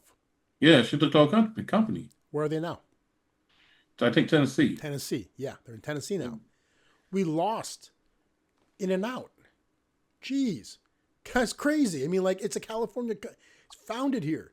But I think we're gonna lose a lot so more. ass backwards that they left. Yeah, I mean I think we're gonna lose more because it was I don't know, it was my thought over the weekend where it's like I think our government, like especially in California, is just doing too much pocket watching. Yeah. Like, you know what I'm saying? Like, at the end of the day, everybody talks about taxing people more, but nobody wants to talk about handling corruption and fixing broken things. Yeah. Like, somebody brought up, like, we spent all this money on homeless people, and homelessness rises each and every year that we spend all this money on homelessness. Yeah. And So it's like, why are we choosing to tax a group of people? Okay, so taxing the rich. When you talk about taxing the rich, you're not talking about taxing people who make like $200,000. You're talking about taxing the real rich, right? yeah, the billionaire. It's a small group of people who can just leave, Right, and they're totally able to leave. right, They can run their empires from anywhere they want to. right, They choose to run them from here. But right. as we've seen, like two really huge examples, In and Out, which is huge enough, but the biggest one, Tesla. Yeah, a California-made company. They went to Texas. Yeah, I mean, you're taxing people who are portable. They don't have to live here. The most mobile people. Why tax them like that? Why? I mean, like, and they've proven they're willing to just move. Get up and go. yeah. I mean, like, I don't know. That's why I kind of have the thought. I'm like, you talking about all that? Like, it's a pocket watch thing. Oh, they can pay their fair share. Okay, they already probably do pay their fair share. I know a billionaire pays way more in taxes than I do. Yeah, but So you know what I'm saying? as a percentage, no. But as a total dollar figure, yeah. As a dollar figure, I'm not as a percentage. I get that. But As if a you're dollar going to figure, increase my taxes as a business, where am I going to increase my profit margin? right, Profit margin is going to suffer somewhere. Either I'm going to have to take it out somewhere, or I'm really going to have to move. and it creates turnover. Let's talk about an example of that. Okay, Mhm. what industry has a minimum wage in California of $20 an hour? Food service. Only one: fast food. Uh-huh. Fast food only. So sit down restaurants don't do that. If you qualify as No. fast food, you got to pay $20 an hour. And what happened when they did that? A bunch of companies closed, Right. right? Because they weren't profitable enough anymore. They went No. to something else. It's like, okay, we can either keep functioning as a fast food company, or we can just become something else. Right. Because it's not worth it. It's like, why run a multi-billion-dollar company in a industry where we are less profitable? Let's just do something else. Right. Right. And that seemed like, now this isn't due to that, but that's what happened to 99-cent store. Tax the hell out. Well, it wasn't because of taxes. It was because the business model of 99-cent store didn't make sense anymore. There was a time where 99-cent store can get a bunch of closeouts. But what happened was this, is that companies were running leaner now. See, before companies would overproduce and they have a bunch of excess stuff that they could blow out at closeout prices and still recoup their costs. Right. But the whole model shifted and companies became leaner and they didn't stock those huge numbers anymore. So because of stocking requirements becoming diminished, they didn't have closeouts. So they weren't able to buy the volume they needed. So they thought, and they said, okay, let's just do something else with our money. And so 99-cent store closed. The business model didn't work anymore. Right? And that just happened naturally. Okay? But why force the business model to change? Why create a $20 minimum wage?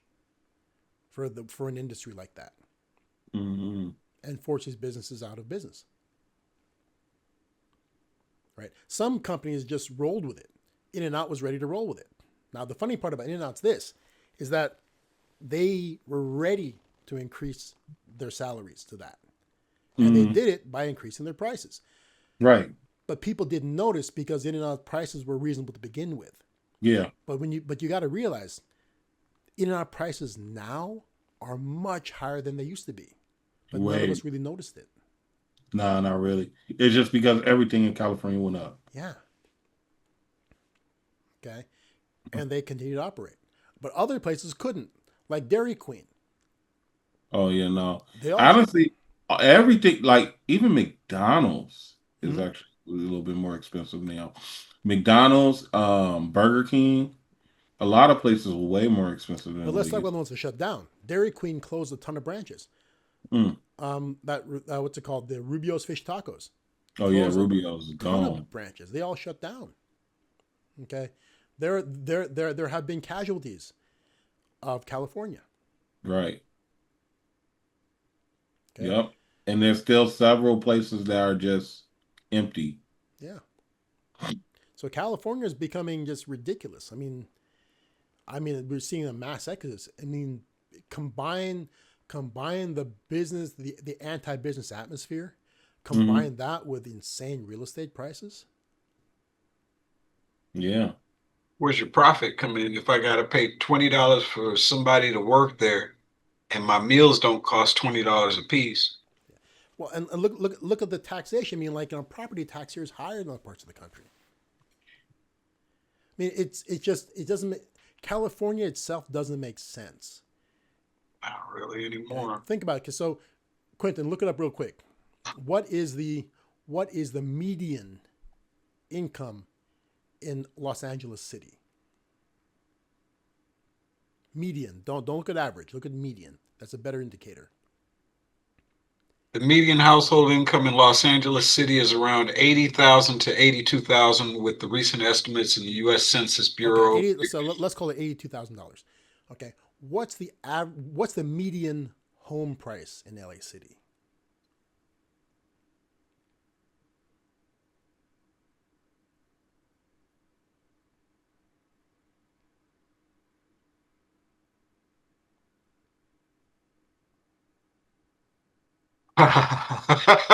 What is it? I'll read it exactly how it says. The median home price in Los Angeles City hovers around 1.0 million to 1.2 million. Let's say $1 million. Okay, so I'm gonna do a share screen because we're gonna talk about this. This is something that people don't understand, but it's the reality. Okay, here I'm sharing my screen, right? Do I have a calculator here anywhere? Let me find it. Where'd it go?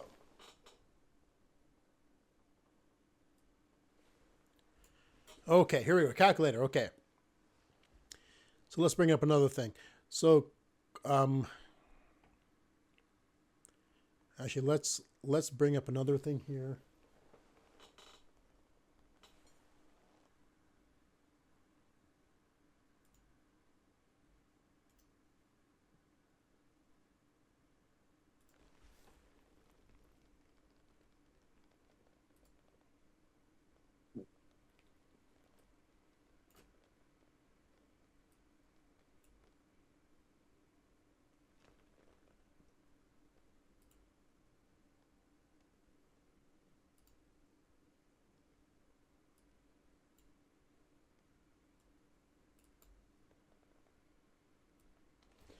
Okay, here we go. Okay, so we're gonna bring up an amortization. Let's bring a mortgage calculator.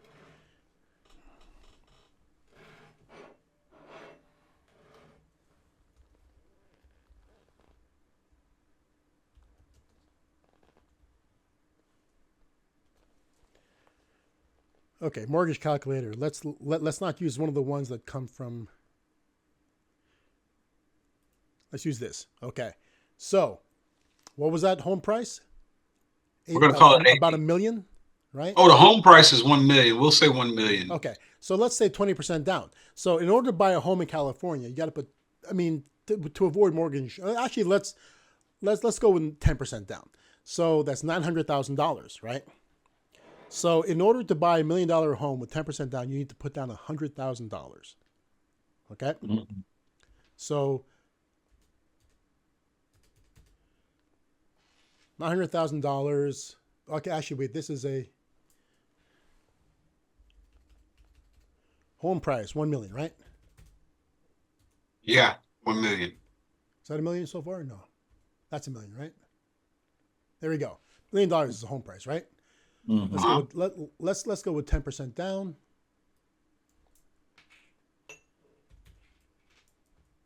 $30 years. Okay, here he goes. Calculate. Where's the mortgage payment? There it is. $5,500. $5,500. That's the mortgage payment for a 30-year loan on a $900,000 mortgage. Yeah. Okay. Okay, 5,502. Okay. 5,502. Now, in order to be able to afford that, that number needs to be about 28% of your gross income. Mm. I'm thinking this is the right way to go. So in order to be able to afford to qualify for that loan, you got to make $19,000 a month. Mm-hmm. Okay. Which means you got to make, that's gross, okay, times 12. In order to legitimately qualify for a home in California, you got to make $235,000 a year. Jesus. Nice. Okay. Can a person, and so what's the median income? 82,000? 88. We're going to call it 80. Okay. So let's call it 82,000. Okay. let's look at that. So if you make $82,000 a year, okay, divided by 12, $6,000, okay, times 0.28. Your mortgage payment to qualify for a loan, and remember, and that's this isn't even real, right? Because the actual 28% is the PITI, principal, interest, taxes, and insurance, right? 1,900. That's how much your PITI needs to be to qualify if you make $82,000 a year. Okay, so let's look at this. So that number 5,005 is not PITI. That number is only the mortgage payment. Taxes. Let's see, here he goes. 1.2% annual, home insurance. Monthly, here he goes. Monthly is $5,005 on mortgage, $1,000 in property tax, insurance $125. There we go. So it's $5,005, $6,005, $6,007 is the actual cost, is the actual PITI per month. Okay, so at $1,900, what is that? That's probably, oops.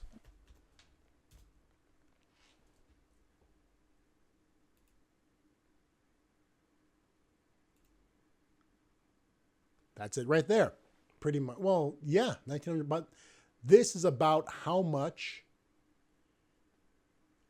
a person making $82,000 can qualify for.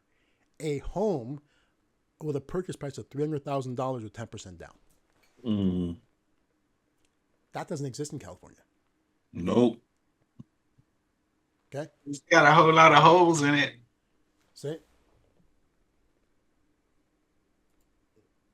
See, that's why there's so many renters here, because they don't look at qualifying ratios when you rent.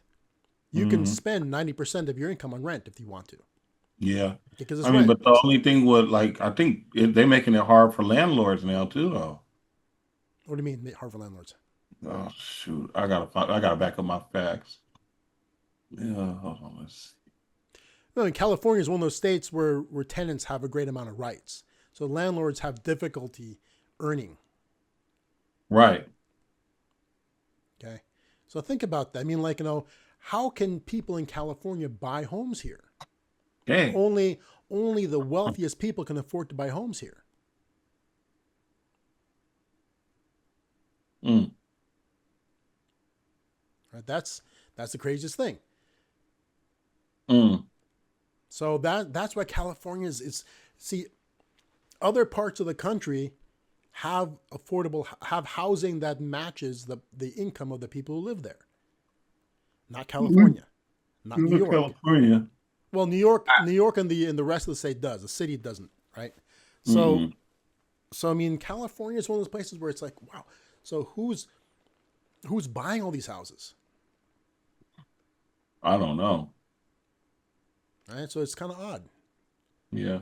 Right? And that's the reason why so many young people in California feel like they can't buy a house, because the numbers show they can't buy a house, right? Right. But as a young person, do you have to buy here? No. You can buy where you want, right? Yeah. But they want to buy here, and they feel like it's weird. See, nobody guarantees you to be able to buy. See, in the U.S. we have a lot of rights, right? Okay, but is part of our Bill of Rights the right to be able to buy a house? No. No. Right? That's not a right. You got to earn that. Okay. So, but the way that people think, I mean, the reason why people complain is because they feel like, oh, it's my right to be able to buy a house here. It's not. If you can't afford to buy a house here, you can't buy a house here. Can't buy a house, Okay? man.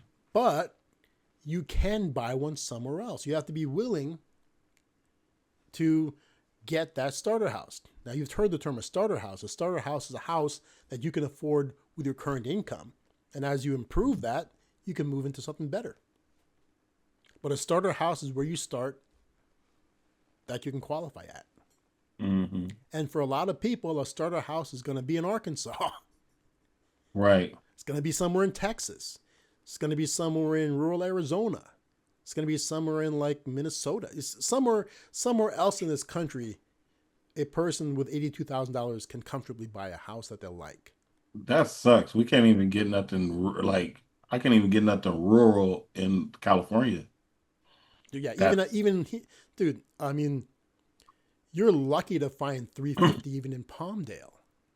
I know you ain't finding 350 in Palmdale. Yeah, you're not going to, right? It just ain't gonna happen. You at least got to do $500,000 in Palmdale for something. Yeah, at the low end. Yeah. So I mean, like, how far can you go? Bakersfield, maybe. Right. You can go to Paris, find 300. What's that? Paris. Yeah, I mean, people have to be willing to go where they can afford things, right? Yeah. Nothing says that it's your right to be able to afford a house in LA. Nah. Okay. If you ain't making the money to afford a house in LA, you're not affording a house in LA. True. Okay. So you got to be willing to go where you can afford a house. Okay. Or you have to be willing to have some sort of different housing arrangement. Right. So let's say that you can afford a house at $500,000. Mm-hmm. Let's say you can do that. Okay. Is there a big selection of $500,000 single family residences in LA City or even LA County? Not really. Palmdale, yeah. $500,000 gets you about 2,000 square feet, 7,000 square foot lot. Okay. But can you find a 3-unit, a triplex in LA County somewhere where because what happens when you buy a triplex? Okay. Let's say you think there's a triplex somewhere in LA County at 1.5 million, you think? Yeah. Yeah, probably. It may not be in the best areas, but there's going to be something with where your house is a decent size. Yeah. right? And it's located in the area. You can. I mean, well, I ain't checked in a while, but we were seeing triplexes for like 900 at one point in We're time. at. It wasn't in the like not like down like near downtown area. Okay. So now when you buy a triplex, what happens is this, is they count the income from the other 2 units. Mm. Those are counted towards your qualifying. Mm. Okay. So if you can get rent from those, if you can get, so let's say, so to buy a $500,000 house is probably something like, well, let's do the calculation actually. Share again. Screen 3, share. Okay. 500,000, right? Actually, yeah, it's like $500,000. This is making some assumptions, okay? Let's calculate that. The mortgage payment's going to be something like $2,007, okay? Much more reasonable. Mm-hmm. Okay. You can buy a $1.5 million triplex. The other 2 units, you'll charge enough rent to cover the. So basically, all you got to qualify for is $2,751. Mm. Now, with the rent in LA being so high, you could that number could be potentially lower. Right. You can buy a 3 unit. Okay. And qualify but you still got to be making good money. You still have to be making 6 figures. Okay. But you can buy in LA County, right, with the equivalent of a $500,000 mortgage. Right. Okay, with a mortgage and a $500,000 property. So what's like 460 is what your mortgage is going to be based on, right? And you can get this $1.5 million unit property because the rent will count towards your ratios. Okay, so if you're willing to buy a 3 unit or a 4 unit, so that means you're willing to live in close proximity to 4 other families, then you can live in LA County. You can buy a property. Mm-hmm. You still got to be making good money though. Okay, this is not going to work for somebody making 80 grand. Okay, it's not going to work that way. This is going to work for somebody at 150. Family income at 150, $200,000. Yeah, now you can qualify. Okay, you can get a 3 unit in the more outlying area. So if you want to buy a 3 unit in like Riverside, at that point, yeah, you can definitely probably get something making 80. Mm-hmm. Okay, so it's doable if you're willing to look at it that way. Okay, so now you buy a 3 unit or a 4 unit. Okay, you can live in close proximity to where you want to live, but you have to live in that, that close proximity status. You're living closer to 3 other families. They're not like right on top of you, right? But it's like living in a condo. It's like living in a 3 unit condo complex that you own. That's what it's like. So if you ever lived in an apartment or condo before, similar to that. But you own it now. Right. Okay? So you can do that. Okay? But of course, you got to have the down payment. You got to have decent income, and you've got to have the credit required. And it's not just the score. You can have a 730 score. You can have a 680 score. You can have a 700 score. You can have an 800 score, right? But you have to have, so even if you have like, let's say a 730 score, okay, if you're using that credit and you have a lot of payments, you still may not qualify. Because that 28% ratio, front end ratio, is just the principal, interest, taxes, insurance compared to your income. There's a second ratio, the back end ratio. Those are principal, interest, taxes, insurance, plus the monthly payment consistent for all other debts. And that's got to be less than 40% of your gross income. So even if you have a great credit score, but you have like 3 car payments or 2 car payments, a big credit card, 2 or 3 credit card bills, big ones, you may not qualify because those payments may be too high. Yeah. Right. So what you want is a great score with no payments. Yeah. You want a 730. I mean, technically 680 is the lowest that you can get a regular loan with. But if you're in the 700s and you have like $300 in monthly payments, you're great, or even less, even better. If I had 700 score, but say I had like low income, but I had the cash, what would make that? Well, I mean, you still have to qualify on the ratios. Mhm. Okay. But if you have that situation, if you have a high credit score and enough cash for a big down payment, okay, let's say 25% down, you can use commercial type loans. Like, okay, so there's a loan called the DSCR, debt service coverage ratio loan, where you use that to buy rental properties. So if you find a 4-unit property that you want to buy using a loan like that, let's say you have no income on paper. You're buying a 4-unit, and the rent from those 4 units is 1.25 over. Okay, so let's say that let's use a easy to use number. Let's use $10,000 a month is how much a PITI is going to be. Okay, so your monthly payment on the property is going to be $10,000. Okay, if the property collects $12,500 every month, okay, and you have 25% down, you'll get a loan. You're positive. Because you're 25% over the payment in debt service. So you pay $10,000, you collect $12,500. It's what you're paying plus 25% more. You will get a loan on that property.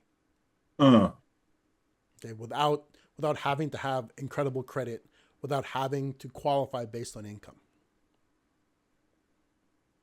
That's what you do. But you got to have the 25% down. That's the catch. Okay. Now, where that is awesome is in states where the purchase prices are low. So you can buy a 4-unit in Arkansas using that kind of a loan with probably it's like, like I'm thinking like a 4-unit could possibly be gotten over there for $300,000. Okay, so 25% of 300,000, so 75 grand. Is that right? No, that doesn't sound right. 25% for every 100 is 25,000. Yeah, $75,000. $75,000, you're getting one of those kinds of loans for a 4-unit in a state like Arkansas, and making a ton of ink. That's doable.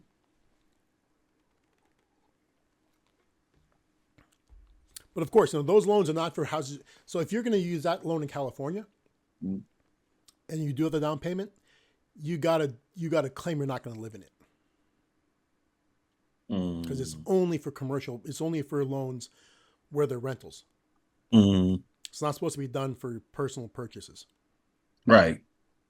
And that's easy enough to do. Right? You say you're not going to. You just sign an occupancy. Like a certification saying that it's going to be rental.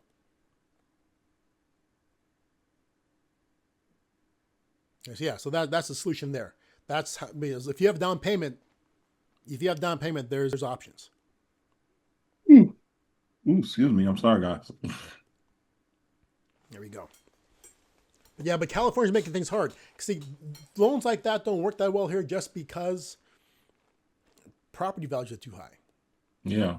So, I mean, it's awesome to step into it's great to buy like a 4-unit in LA, but dude, a 4-unit here in like LA proper, how much is that going to be? Over $1 million. Millions, probably, Over for a $1 million. 4-unit here. Probably 2. Okay. The debt service coverage could probably work, but here's the problem. Now you're looking at let's say, even if it's $2 million, what's 25% of $2 million? It's $500,000, right? No, wait. 25% of $1 million, 250,000, right? 500. And if it's 2 million, yeah, $500,000, $500,000. That's tough for most people. You know, having $500,000 for a down payment, it's not easy. No. But can it be gotten? Yeah. Yeah. Yeah. Right. Like right now, I mean, like, can I pull that from my company credit? Quite potentially, yeah. I mean, it's doable. Set up a bunch of companies and be able to draw that from company. Yeah, it's doable. But here's the funny part. If you can get $500,000 from company credit to put down, why would you do it in California? How many units can you buy with $500,000 down in a different state? You can probably buy, dude, with $500,000 down in a different state, you could probably buy like a 20 plus unit compound. Yes, you can in Arkansas. Yeah, how much is this? I found one with less than $1 million. There was 24 beds. There you go. Why if you can buy that in California, why buy it here? Why not get something much, much bigger somewhere else? The cash flow is going to be insane.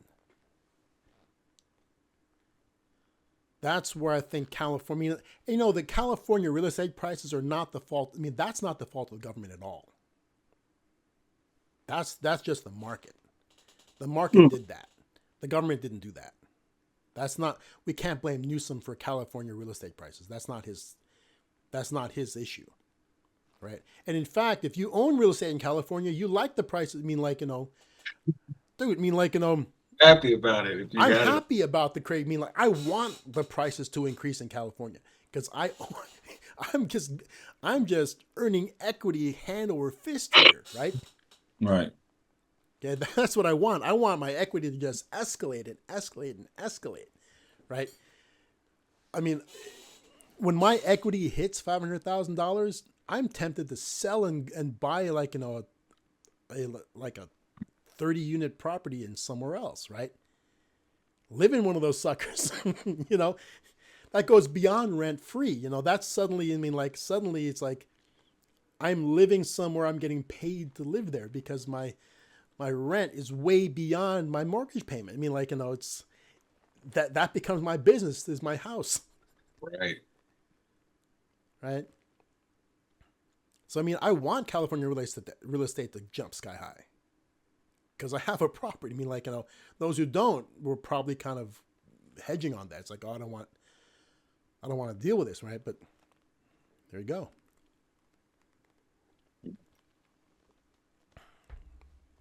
So there's a scenario. So, yeah, we're all in California. If those of you guys looking at us now, yeah, we're in California. Yeah. I mean, it's beautiful, but the business is going crazy. But that's the thing. So what does it mean? Like, you know, we're digital, so it doesn't. I mean, think about it. Okay, so Quentin's got a 9 to 5. Mm-hmm. Okay, Raymond kind of has one. Yeah, he does. Okay, right? So, yeah. I don't. Right. I mean, are these laws impacting me right now? Yeah, but you know how to get around them. Well, okay. Well, even that case. So, do I have employees that I have to worry about the increasing minimum wages? No. At this time. Right. Do I have a physical business here that's subject to California taxation? No, I'm purely digital. Nope. Right. You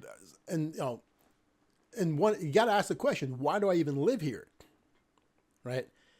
I mean, I could do what I do from anywhere I want to, right?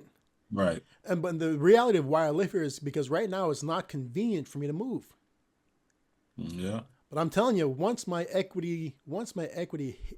have more than 500 grand in available equity, I'll probably, okay. So one of the things that people tell you online about rich people is the reason why rich people don't pay taxes is because they find ways to get income that's not income. Good example. Mm-hmm. If I refied my house and took out a $500,000, if I took out a loan where I'm $500,000 over my debt. So in other words, if I cash out 500 grand for my house, okay, so now I have $500,000 cash in hand. It's in the bank, right? Uh-huh. Do I pay taxes on that? No. Because did I sell the house? No, I refinanced it, right? And took the cash out, right? So that's not income. So I have $500,000. Okay. What was equity in the house is now cash in my pocket that I can use for whatever I want to use it for, right? It's not income, it's a loan. Okay. So $500,000, if that had been income, what would I pay in taxes on that? If I wasn't doing all my strategy 40, stuff. is it 40%? Something crazy like that? Not quite, 30 something probably. So I'd pay $150,000 minimum in tax on that. Okay. But because it's a loan, there's no tax period. Okay. Now, if I had gotten that money and was just going to spend it on stupid stuff, right? One could argue it's like, oh, you got to pay that back. And yes, I do. Right. But how long? Because I'm saving 150 grand off the bat in taxes, right? How many months do I have to pay before I've paid the equivalent of $150,000? Right, it's quite a while. I can basically make my payments from the taxes I would have had to pay theoretically, okay. But I'm not getting $500,000 to just spend. I'm getting it to grow it. So I'm taking the $500,000 and putting it into, and putting it towards, a performing asset. Okay, that will outpace the interest I'm being charged on it. So not only did I not pay taxes on it, it's earning at a level greater than it's costing me to have it. Right. Okay. That's one way I can go. Okay, but realistically, another way I can go, I can just sell it and within a certain amount of time buy another one. Right? So if I sold this and then bought 40 units somewhere else, I still won't pay taxes on it. Okay. Because the money went back into real estate again. Now, don't quote me on that one because I have to look up the rules regarding it. There's a number. It's a 1030. I'm going to say it wrong. I'm going to say 1035. It's an exchange. Basically, if you sell your property, you have a certain number of months to buy another one so that you're not taxed on it. Okay. If you go beyond that period, you have to pay taxes on your capital gains. But if you sell a property and buy another one, use the money to buy another one within a certain amount of time, you can not pay taxes on that. You can keep cycling that. So yeah, I could sell this and buy in, let's say, Nevada. Buy units there. But I still wouldn't do it because that's still not the best deal. I'd buy some other state. That's what I do. Okay, so I can pick up and move. Right? That's how people avoid taxation. It's tax avoidance, right? It's tax strategy. It's not evasion. You're not getting out of paying taxes you legitimately have to pay, right? You are structuring yourself so that you don't encounter taxation. Right? So I'd sell this and put the money towards a performing property that I would also live in. Right. Okay. Or put the money towards a SFR to live in and I'd find a way so that the tax burden wouldn't hit me. Okay. I just got to find the right mix of strategy there. Okay. You don't, especially when you're when your money is really tied up in either real estate or stock, you can push taxes off forever. Okay. Like even stock it within your own company? No, not really that. Okay, so with stock, the way it works is this, and people talk about this all the time. People always talk about, oh, Jeff Bezos only makes X amount in salary. He's like whatever. Zuckerberg only collects $1 in salary as a CEO of his company, and the rest is paid to him in stock. Right. Okay. Because it's publicly traded. See, now this is where I'm not quite up on it, right? Can you issue yourself stock of your own company as payment? I guess you could technically. Yeah. Right. But here's the problem. Let's say that you're Bezos or you're Zuckerberg or you're Musk, right? And you've been given billions of dollars in stock in the company, right? How can they tap into those billions of dollars in stock in the company without paying taxes? Normally, a regular person sells their stock. They get their money, and then they got to pay taxes on the growth of it, right? Okay. How can you tap into that money without selling it? Or against it with the bank. Because it's a big enough number, you can go to you can hit your private banker, collateralize that, and get a loan against it. You pledge it as a loan. You own 10 billion in stock. You want $1 billion right now. You pledge 10 billion stock as the collateral for a $1 billion loan. Okay, but you only do it when you have an intent with the money, right? So you take that $1 billion and it's earning somewhere, right? It was not income because it's a loan. It's a loan against the value of your stock. Okay, that's how they do it. They loan against their assets. Okay, so Raymond, answering your question, the problem is if you're paying yourself in stock in your own company, the company's got to be strong enough that some bank will give you a loan against it. Got it. Okay, if you have a company that you can take a loan out against, yeah, you can do that. I see what you're saying. But I got to show financials of the company. Yeah, somehow you've got to be able to use that stock as collateral. That stock has to be acceptable as collateral somewhere to get a loan. Mm-hmm. That's the only catch. Now the question is this: can you pay yourself in stock of other companies? Like let's say that you're your own CEO, and the company is buying Microsoft stock to give to you. Can you do that? I don't know. I'm not sure about the legality of that. Can I, let's say my company is making hundreds of millions of dollars in earnings. Can I pay myself as the CEO with stock of another company? I go out, my company purchases that stock and gives it to me in payment? I don't know. I mean, theoretically, it's doable. Okay, I mean, can the company justify the purchase of it as an expense? Fine. I don't know. So, can you have a company that you're the CEO of, have it purchase $300,000 of stock every year of Microsoft and give and pay you with that? Can they claim the $300,000 in stock purchase as an expense because they're using that money to pay you? I don't know. Something to ask an accountant. Yeah. Okay. There might be a way. Who knows? I'm just throwing it out there. It's something to look at. Right? But these are, there's two kinds of tax strategy, right? There's tax strategy that you put into place because your company's making a ton of money and you got to diminish it. Okay. So there's tax strategy that goes into place when your company is actually crazy profitable. Okay. And then there's tax strategy that you implement in the beginning when it's not. Okay. When a company first starts up, it's normal to be negative. It's normal to have costs that far exceed your income. Right.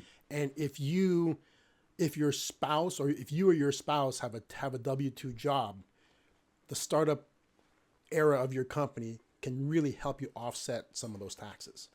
Okay, and then hopefully your company becomes profitable, and now you have to worry about offsetting the taxes that it's incurring. So yeah, that's the two ways to look at it. So something like Microsoft, something like Facebook, something like Amazon, those companies are crazy profitable, and it's more about diminishing the taxes that the company owns. Okay. And finding ways to diminish taxes for yourself. So I mean, like if any of our companies become like that, we sidestep taxes. We minimize our taxes by not paying ourselves in a way they can get taxed. But then how can I afford a house then? The company buys the house. The company The company bought a house? buys it. Yeah.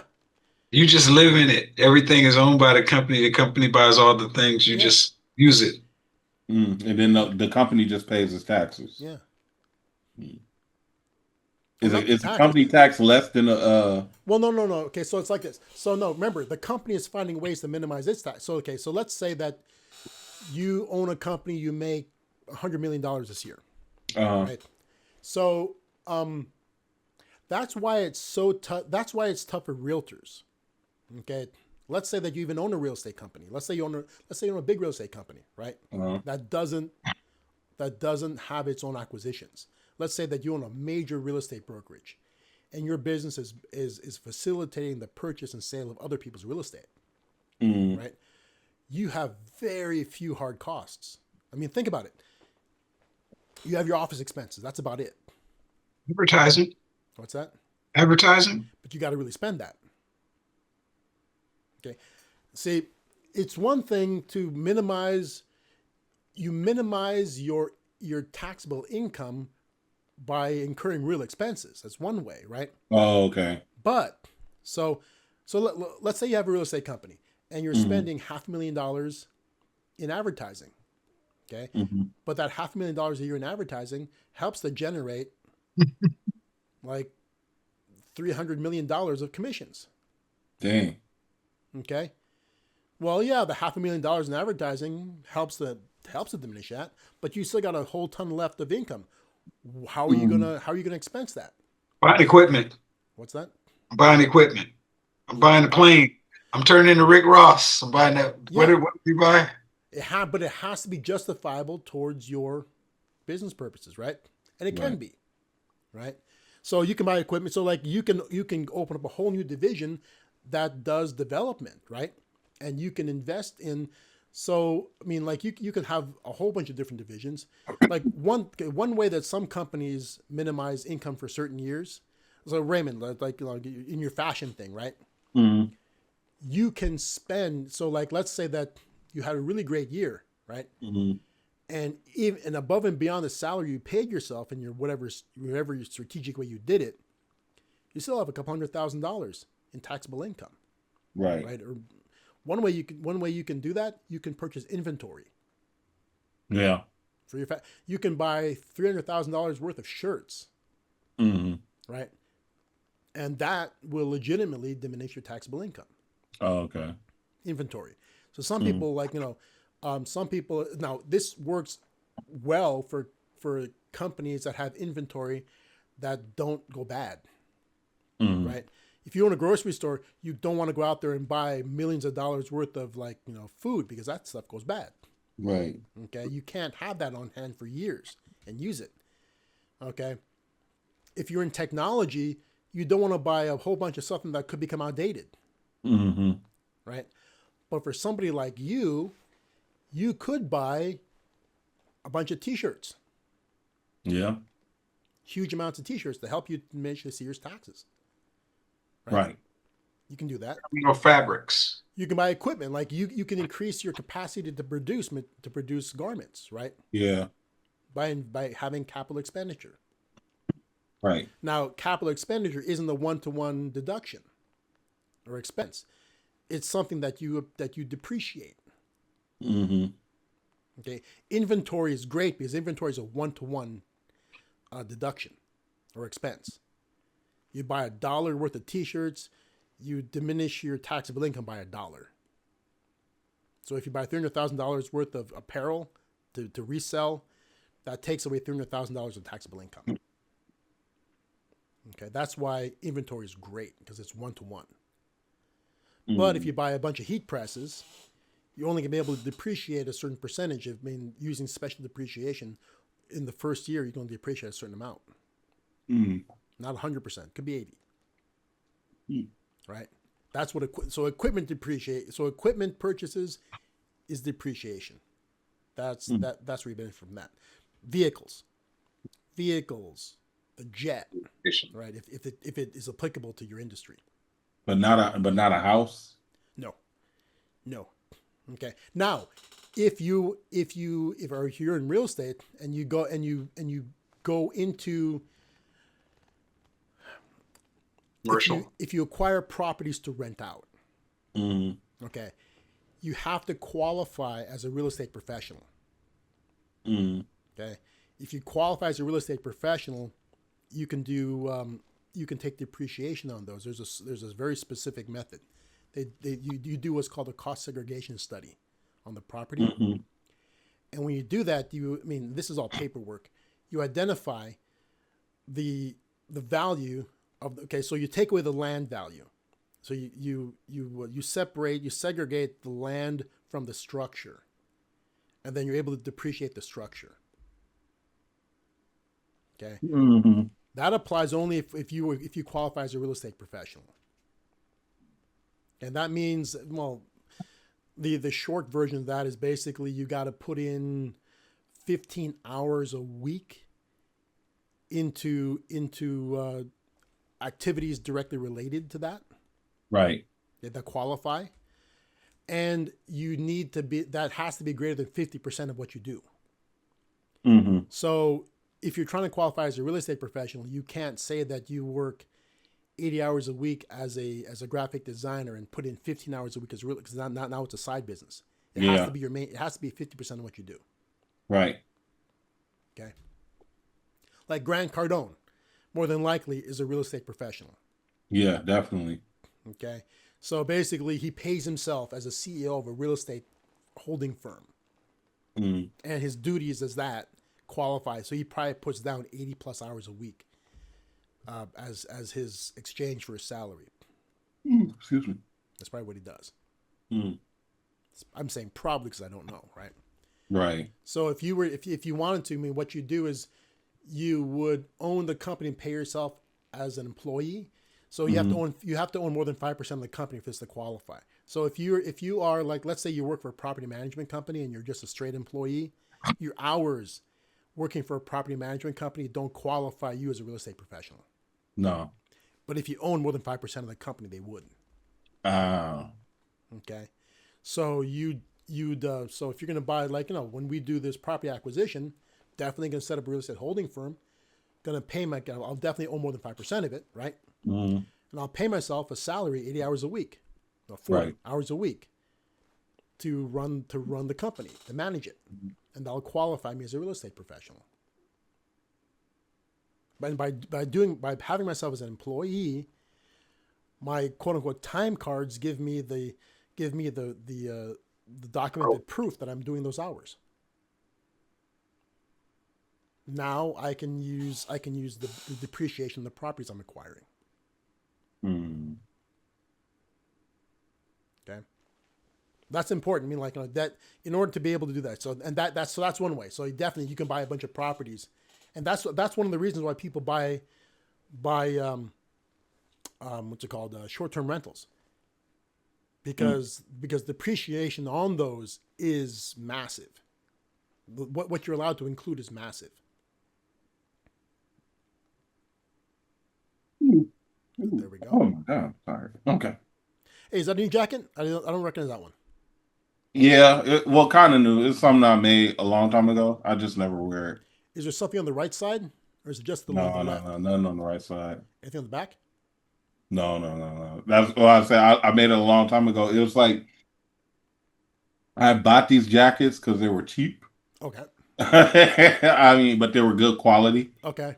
And pretty much they weren't in style, but now I see them coming in style. So I'm like, okay, let me go. What are the sleeves like? Well, this is actually a smaller jacket, but the sleeves are pretty cool. Okay, so it's a button. Is it a button or a snap? It's a button. Okay. That's nice.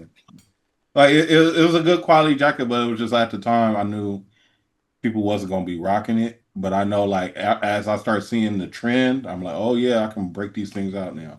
What is that? Is the front a zipper? Yeah, zipper. Excellent. The jackets that I don't like, I don't have any of them. What? Are the ones with elastic on the sleeves? Oh yeah. Like that. I don't have. Well, that's a hoodie. That's different. That's a hoodie. Yeah. But like Letterman jackets are like that. Letterman jacket has the leather sleeve. Oh yeah. The elastic bottom. Or some of the leather bomber jackets are like that. Yeah. I hate What? those. I don't You do don't them. like those at all? Never had them. Never liked them. Never bought them. You never wore a Letterman's jacket? Weren't you the football guy? Yeah, I don't like the way the sleeves are. But you never Did wore you it? have one? What's that? No, never did. Yeah. Because I don't like the sleeves. I would have expected you to have one of those and wear it every day. Hell no, dude. I wore a suit. I wore a suit every I day. apologize, but you had me thinking that you were like the dude that just was standing there with the rest of the football team and a bunch of jackets, because that's what I saw at my school. No, dude. That's how I was with them, but I was wearing a suit. Yeah, but they all wore the same Letterman jacket standing next to each You other. don't have to. I got my Letterman jacket later. It's a Don Johnson. I mean, like, you know, like that's why I stood I out. get it. I was the one dude dressed like Don Johnson. I get it. Yes. We had that guy, but he wasn't playing football. What? Yeah. No, yeah, the guys who wore those kind of clothes didn't really play football. They were like a thinner kind of guy that, you know, really like Don Johnson with the flooding pants and the surfer. They were surfers. That's what they were. They weren't football players. They were surfers. My auntie wanted me to dress like that going to school. I just couldn't do it. Dude, I just like being dressed that way. It's just a thing. I mean, like, it cut a good silhouette. I'll dress like that now, but like back then, I don't think I could do it. I don't know. It wasn't me. If I can dress like that, I'm getting the car. What? I feel it. Yeah. I'm rocking the car from dressing like that. I'm not dressing like that in a regular car. Well, I know what you mean, right? Well, okay. One of the reasons why I did dress like that is, you know, in high school I had a BMW, so it all fit, right? I'm not jumping out of a Volkswagen Bug dressed like that. Dude, I had a freaking cell phone in that car. It's 1987. I had a freaking cell phone mounted in that thing. That was crazy. With the spiral wires. Yeah, when it went to the big ass thing under the seat. I mean, it was crazy how little you use it because it was so expensive back then. Right, but I just had it to have it, right? And it had the antenna in the rear window. It's crazy. But yeah, I mean, like, yeah, no, I just don't like the gap. But that's what I was asking about, how the sleeves were in that jacket. You know, those kind of sleeves. That's a nice jacket. Yeah, you know what's crazy, Armand? Like, I wore, like, you know, we had a birthday party on Saturday, and I wore like I wore it, I think last week, but I got this Dickie jacket, this work jacket, and everybody's, oh man, it's nice. And I kept telling people, I was like, you know, when I make stuff, a lot of times I will I'll make it and get rid of it to where I don't have it. So like me with the work jacket, that was the first time like I made the work jacket for myself. I think I had like 15 of those and like all of them gone. My sister got one and I didn't have one. Like as I'm saying this, right, my cousin walked up and he had a raincoat on. And I was like, so like look, and like he had the raincoat on. I was like, I don't even have this raincoat. Everybody has the raincoat. I don't have the raincoat, and it was raining. You know, like I don't know. I'm gonna try to change that this year as far as like clothing, because it's like this year I've been I don't know, like I kind of turned it on towards the end of the year, and I want to keep moving with this momentum. But this time I want to make sure that like everything that I make, I actually have. You have a piece. Yeah, you make it yourself. Because that on Saturday, especially because it was raining, and then like, you know, he's like, my cousin was like, yeah, this was like the best raincoat I ever got. Like it dry quick, it's nice quality, it keep me warm. I was like, dang, I didn't know it did all that. But it's funny, I only had one raincoat ever. Okay, so before that, okay, the reason why I don't like wearing the gathered jackets, so all my other jackets have either their zips or like the Raymond's, where there's a button closure like that. Okay. Yeah. Because I do want the ability to open up the sleeve, right? Right. In case I need extra room, right? But I don't want the gather. The reason why I don't want the gathers like that, the elastic gathers, is elastic wears out. Oh yeah. And see, for me, I have two kinds of jackets I wear. I have leather jackets, and I have suit jackets, right? And I only buy the better quality ones. So these jackets are pretty much forever. Right? And so a leather jacket's forever except for the elastics. Like 10 years down the line, you have a leather jacket with elastic sleeves that wear out. And there's people out there going, dude, who's going to have a jacket for 20 years? I can hold on a second. Look at this. Why do you cover his eyes? Lights. Yeah. I was going to say. The lights in the front. Oh, I forgot. Because I was like, damn, the jacket must have been shining. Okay, so it's not this jacket in my closet right now, but I have. That's not that one. It's not that. I have a leather jacket made by Guess. I bought that jacket in 1992. It was $700. Dang. Okay, and I still got it, and it's in great. I mean, the patina it's got now is awesome. Right. So this is an Alpine Stars leather jacket. Right. I bought this jacket and I still wear all these jackets. Okay. I bought this one in 2006, I think. So this is a 19-year-old jacket, a 20-year-old jacket almost. Okay. And I still wear it all the time. Right. And because it's leather, it's not wearing out at all. I mean, like, quality leather jacket, and my other leather jackets are real riding jackets. So they have all the armor, and those things are. I mean, these you pay a lot of money for these things, but they're forever. And I have seen bomber jackets with the elastic sleeves and the elastic wrist gathers and elastic around the waist, and those jackets are super expensive, and they're going to last forever too, but the elastics won't. So I know that if this had elastic sleeves, they would have worn out by now. Right, so that's why I don't buy that type of thing. But back to the raincoat. I've only had one raincoat in my life, and I remember when I couldn't wear it anymore, it got burned. Oh dang! Yeah, it got damaged in a fire. Right. Oh. But believe it or not, so I bought it like I think it was a Nordstrom in San Francisco in 1990 or 89, I think it was. Okay, and it was a freaking Giorgio Armani trench coat. It was a raincoat. It was meant for rain, right? So it was a material that shed the water, and of course, it's meant to be worn over a suit. So it's a raincoat meant to protect the guy in a suit from rain. Okay, so it's oversized, so I could fit a suit under there, or I could fit I even wore it over leather jackets all the time. It's the only one I ever had. It was awesome. The greatest thing ever. And it was wool lined. It was wool lined. It was the awesome jacket. My son set fire to it by accident. Dang. You ever had kids who went through that phase of playing with matches? Yeah. Dude, he freaking set a fire in my closet. Oh. And the closet was, there was an extra room. It was pretty much an empty closet except for one thing. That jacket. And the material that was made of, fire melted it. It was like a nylon fabric. It was crazy. But yeah, so that's the end. But all through my earlier years, late teens, my thing was I do the Miami Vice look, but I wear overcoats over it. So it's not a trench coat. I wear actual, they're called great coats. Like if you look up, look up Polo Ralph Lauren top coat, and it's they're all double breasted, peak lapelled, super expensive, but that's I like the silhouette. It's like you can have a shotgun underneath it. Right. So yeah, that's. But yeah, fashion's fun. But I buy stuff that's meant to last.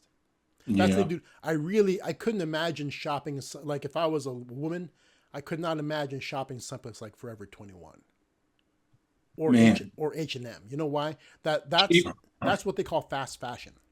Yeah, or Zara, places like that. Zara is better quality, but H&M and Forever 21. See the way that's so like when something comes out on social media and becomes a trend, right. They are able to manufacture it almost immediately, and it's on shelves. Right. But the trade-off is the quality is crap. Yeah, that's true. Yeah, go ahead. No, go. Yeah, the stitching's not there. It's just falling apart after 2 weeks of wear. You wash it once or twice, and Yeah. it completely changes. Yeah, It's I don't buy suits from H&M and like them suits is gone. Yeah, it's called fast fashion. Yeah. That's I could never get behind that. I hate fast fashion. I mean, honestly, like some of them places is gone. Like so we went to it's called the Imaginarium, right? Oh yeah.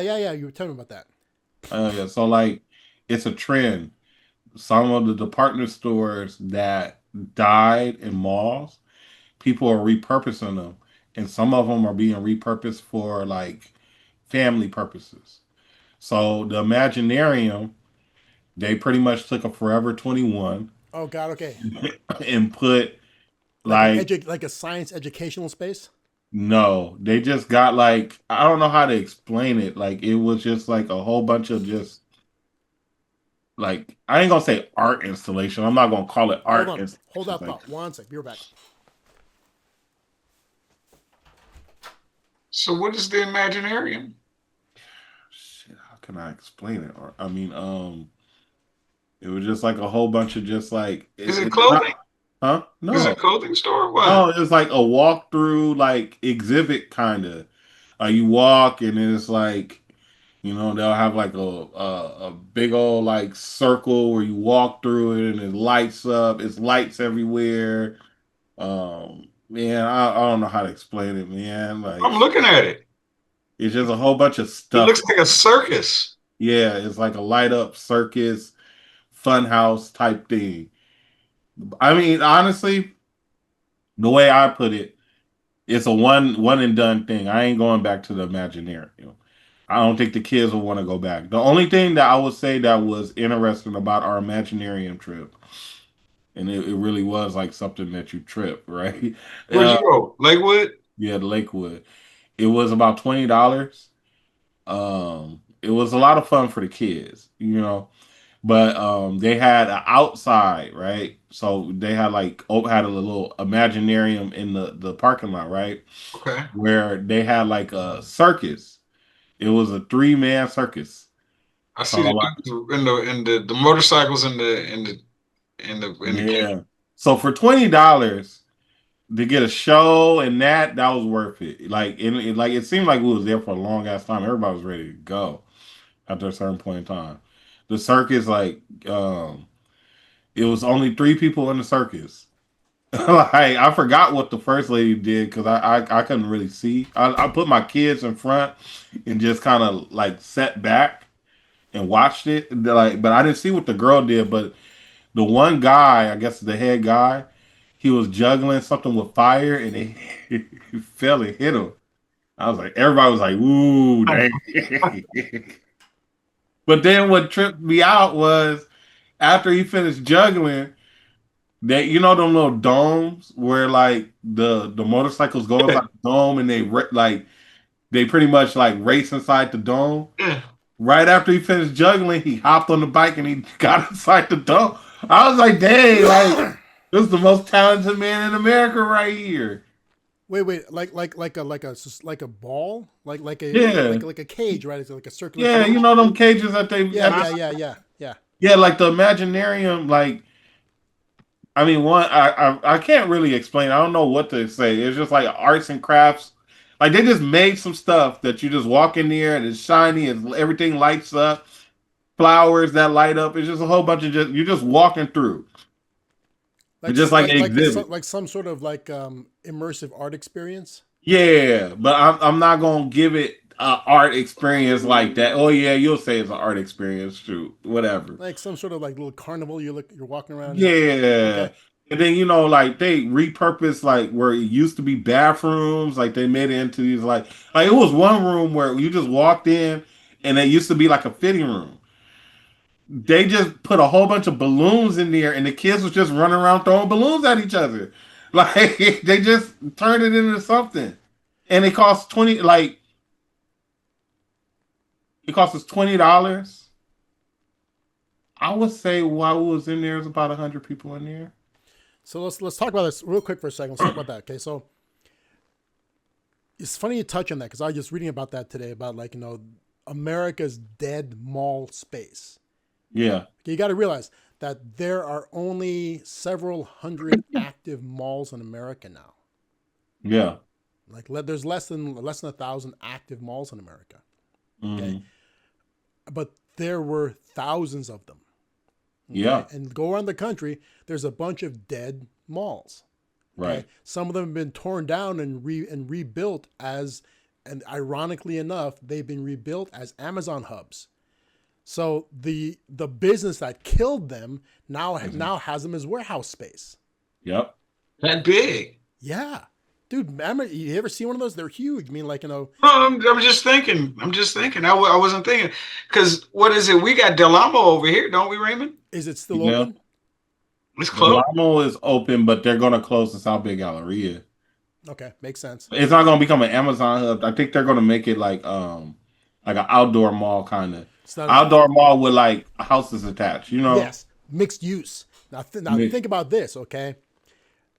That's happening in California because of the pop. So imagine the real estate opportunities around the nation, because they built malls in podunk places. It's not like California's got a huge population, but there's places around the country where people have built malls. I mean, there was a time where they were just financing malls left and right, whether they needed them or not.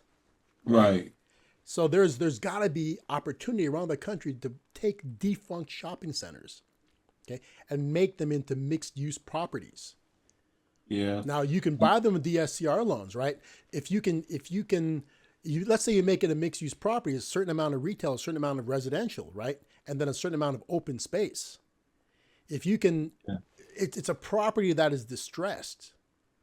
Okay, you could probably get it at a deal, right? If you can run the studies and show that the potential rents are 1.25 over the cost of the mortgage, all you need is a down payment and it's financed. Right? So like redeveloping a mall into something like that exists around the country, right? Doing a mixed use residential, mixed use residential with some sort of a Imaginarium experience. Think about that. That exists out there. Yeah. In California, it'd be expensive because the real estate's super expensive. But imagine that same property that you went to in a different part of the country.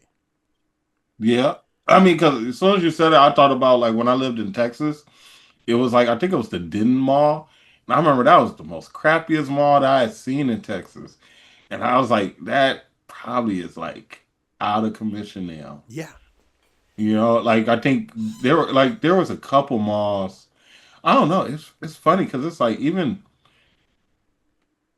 man, I used to go to a lot of malls. Malls were a thing before. I mean, like all three of us are in an age where malls would have been predominant. Right. Stonewood, is that still a thing, man? That was an outdoor mall. Stonewood's still a thing. Now, outdoor malls are different. Outdoor malls, I don't think that, because remember, a mall is different than a shopping center. Like, for example, there are tons of places you can go that have like a TJ Maxx and a Marshalls. Basically, it's all open air. So like it's a parking lot with a bunch of retailers where the doors to get in are outside. Mm-hmm. So we're talking like the Point of Hills Mall. Like, there's a parking lot and you walk in and there's like everything's indoors, right? Those things are dying. Mm-hmm. And, they've got these big ass parking lots too. So just imagine some crazy ass, you form a plan, like a mixed use residential with it. And with those things, you actually get a construction loan. So the other loan type, okay, so the DSCR is debt service coverage ratio. Like you're buying something that doesn't need to be rehabbed. Debt service coverage ratio loans are for turnkey properties. Okay.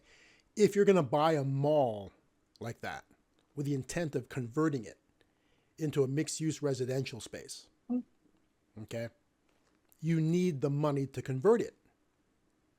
Okay. So what you can do is you can get a construction loan on that thing.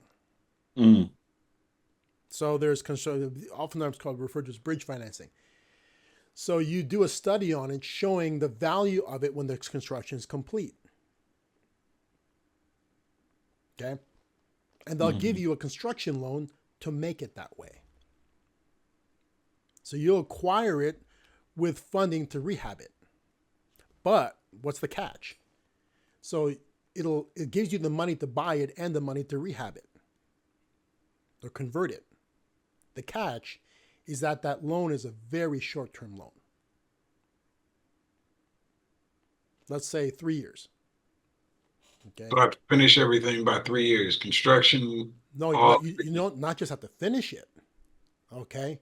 But you got to be able to roll that into a different kind of loan because it's due after 3 years. You have to pay it off. Oh, it's due. Okay. You got to pay it off. So once you've done that, once you've done the rehabbing and everything, now you follow up with a DSCR loan. Okay, so you refinance it into the DSCR loan to make, now that's your long-term financing. So you get a construction loan which provides you with the funds to buy it and the funds to do the construction. Okay, now that it's habitable, you start aggressively renting it out, and you refinance that with a DSCR loan. Now you have your 30-year loan in place now.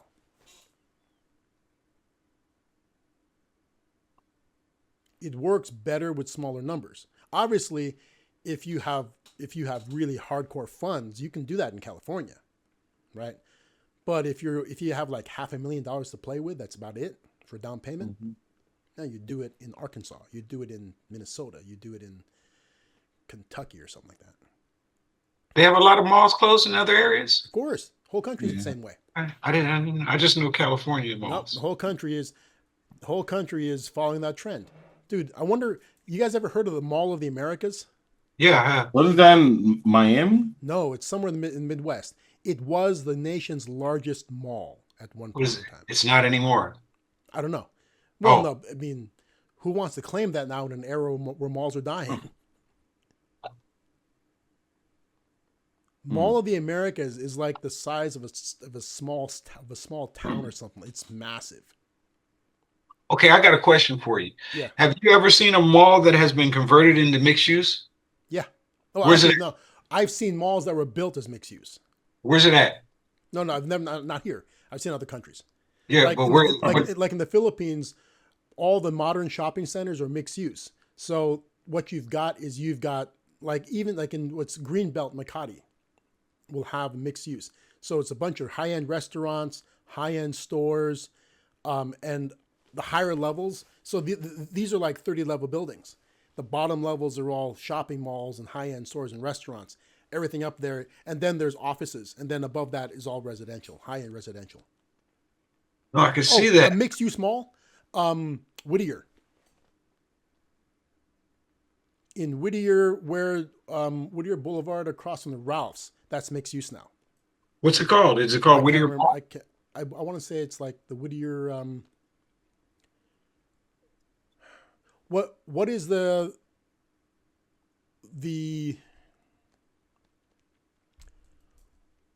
what's the outdoor mall like in Glen? Not the Galleria, but what the other one? What? The Brand, Americana on Brand or something like that. Okay, Americana on Brand is a mixed use mall.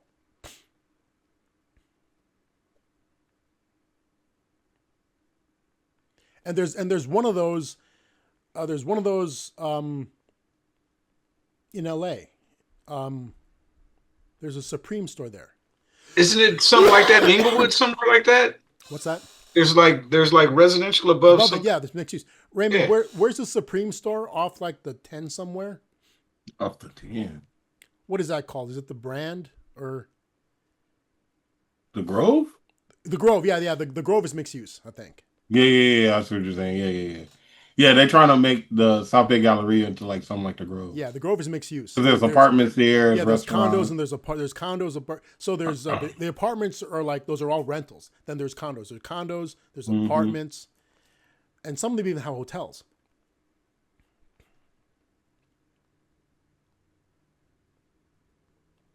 That's the future of those kinds of spaces right now.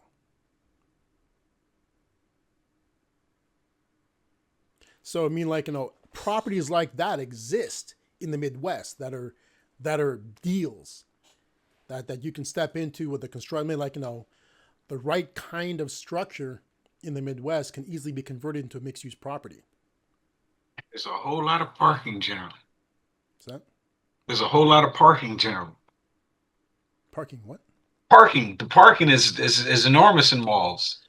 Yeah, I mean, yeah, they can be. Yeah, but I mean, there's properties out there that are ripe for this.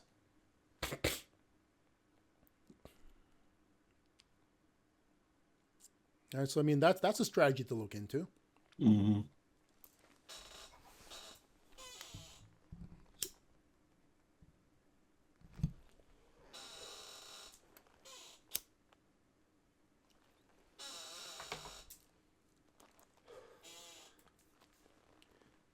Yeah, so I mean, there's financing for that. Hmm. So start up with a construction loan, follow up with a DSCR, you're good to go.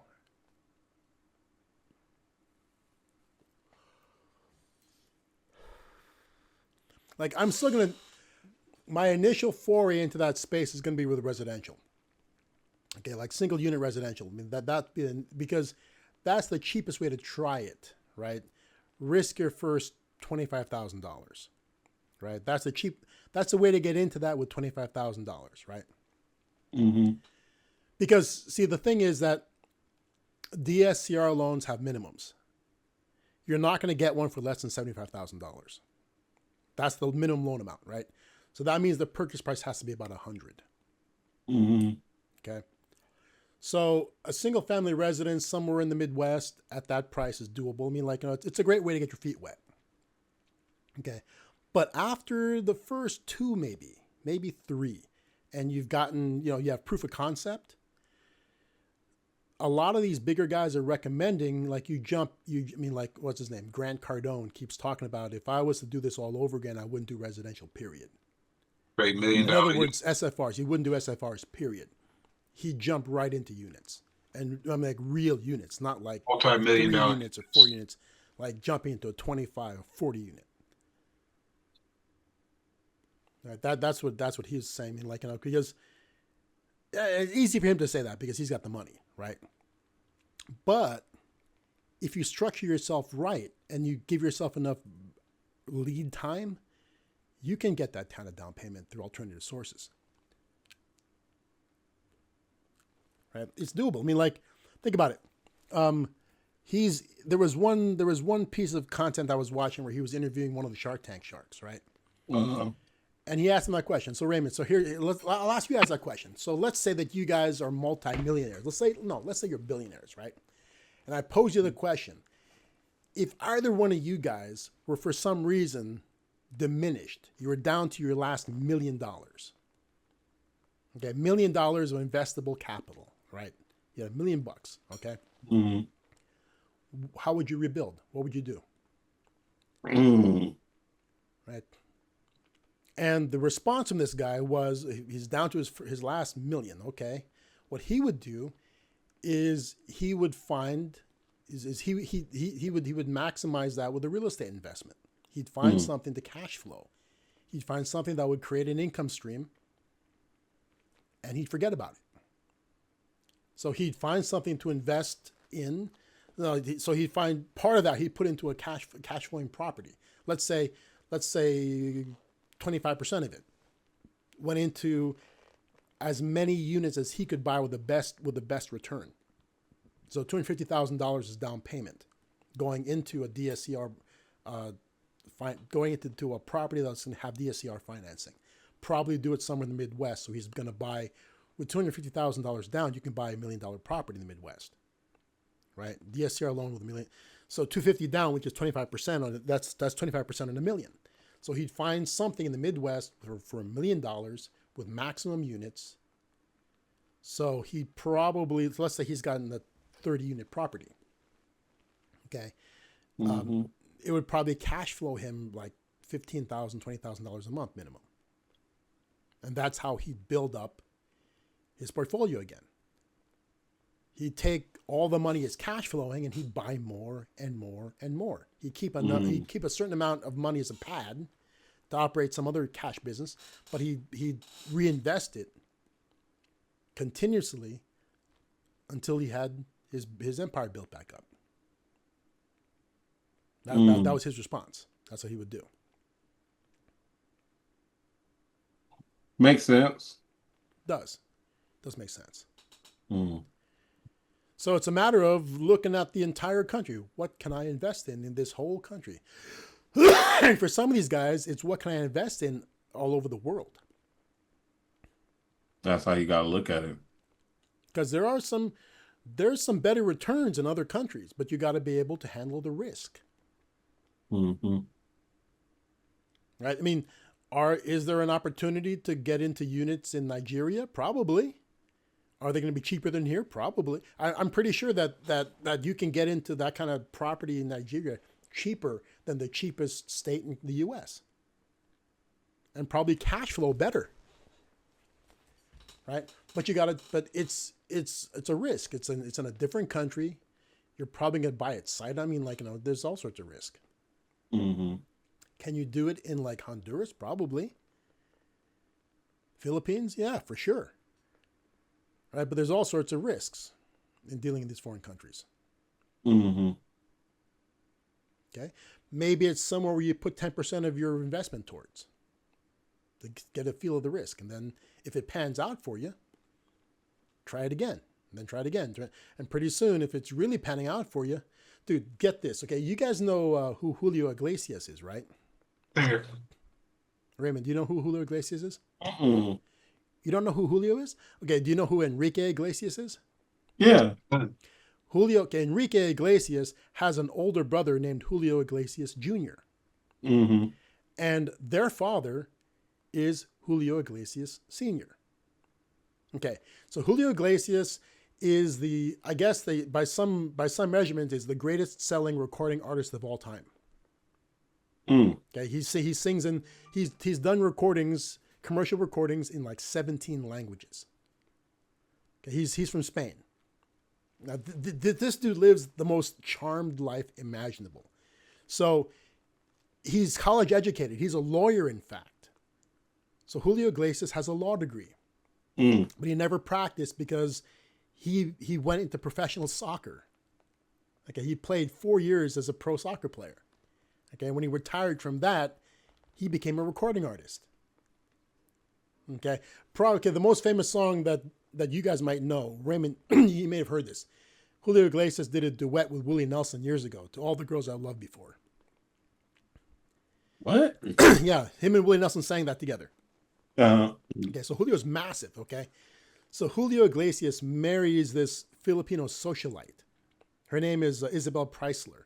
She's mostly Spanish, but she's Spanish-Filipino. So he marries her. And they have these kids, right? So Julio becomes a big recording star. Okay, so I always knew that he was successful, but I didn't know how successful until just recently. Okay, freaking Julio Iglesias, I think in the Dominican Republic, owns an airport. He owns several hotel complexes in the country, and he owns the airport for the country. Wow. Okay. On top of that, in Florida, he bought a property for like, I want to say $26 million. He developed it, and then he listed it for sale for like an extravagant amount. Okay. And it didn't sell. So rather than bringing the price down, do you know what he did? What? He tore it down. So instead of bringing the price down to sell it, he tore down the property. He bought the adjacent land next to it and built something on both. Okay. And then he turned around and sold it to, guess who? Ivanka Trump? Yep. Ivanka Trump and her husband. What's her husband's name again? Donald? No. Ivanka is Donald's daughter. Oh. What's her husband? The dude's I can't remember the guy's name. He sold it. The guy who's doing the deals in Israel right now. Yeah. He sold it to them for like hundreds of millions of dollars. Jared Kushner. He sold it to them. Dude, this is how rich Julio is. He's like private island rich.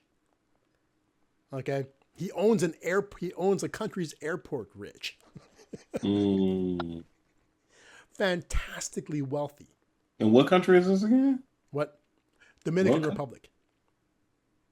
Shout out to He Julio. owns a bunch of hotels and the airport in the DR, Yeah, and he see. owns hundreds of millions of dollars of real estate in Florida. Mm. Now his sons were forced to live with him. So he got divorced from their mother, and they were living in the Philippines and Spain alternately. And they had to come live with him, I think, in the DR because Julio's father got kidnapped Damn. by some Basque separatist group. And because of security concerns, they sent his sons to live with him because Julio's mega, mega rich and has crazy security.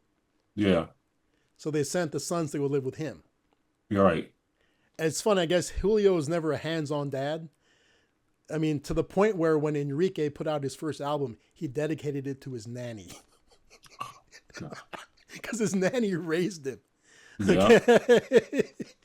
Not to my daddy, but my nanny. Now, of course, Enrique is incredibly successful too, but nothing like his dad. Damn, I didn't know that. His dad is like, jet setter rich, like, just spends his time chasing high-end tail kind of rich. That's wild. But he is married again. He's married to like some Dutch model, 20 plus years younger than him. Shout out to him. And he's got more. Dude, his father, get this. So his father was married to some model as well. His father had 2 more kids from this model before he died. He was 90 when he died, and his second son was born after he died. He was fathering children into his 90s. Yeah, that's how you're supposed to do it. Julio's dad. Yeah, shout out to him. Oh, his daddy? His father was. Oh, yeah. So Julio's in his 80s now, and he's just, he's the ultimate like Latin crooner. He's man, and he's got, he's got like European royalty money. If European royalties had money. So, dude, I had no idea he was that financially successful. But that dude, yeah. So, yeah, and so of course, guys like that have it all in real estate. He owns what's this guy own? He owns hotels. He probably owns I'm sure apartment buildings too. But they only talk about it. They only talk about his hotels and his airports, and his crazy private luxury property of his own. But I'm sure he owns all sorts of. In fact, when they bought the hotel, one of his partners. I'm sorry, when he bought the airport, one of his partners buying the airport was Oscar de la Renta. As a designer, that name probably sounds familiar as a brand, but there was a guy named that. And he was Julio's business partner when they bought the airport. So,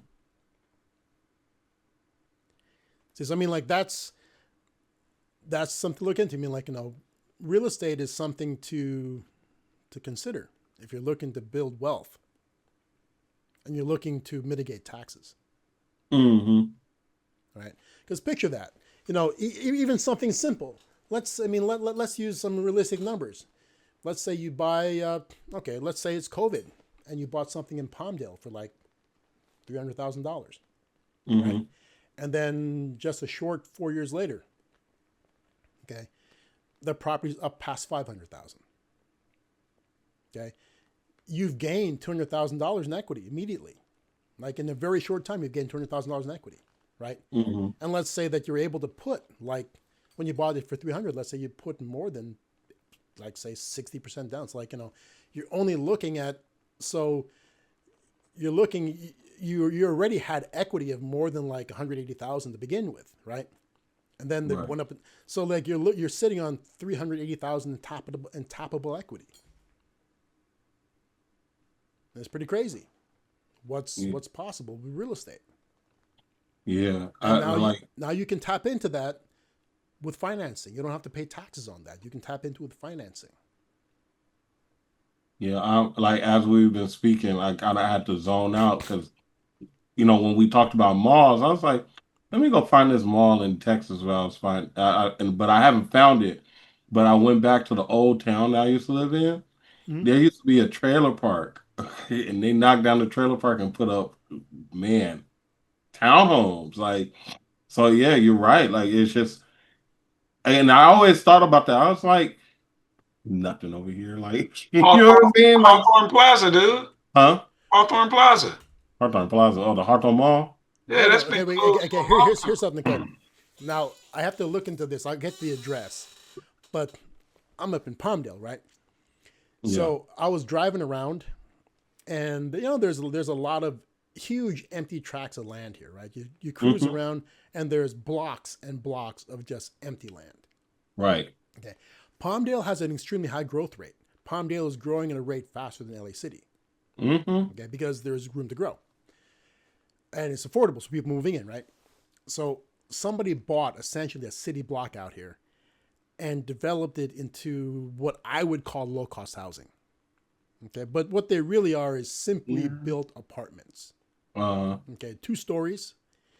So it's like it's not a full city block. It's 2-story buildings, probably something about like 7 buildings. Mm-hmm. Each building probably has 5 units per story.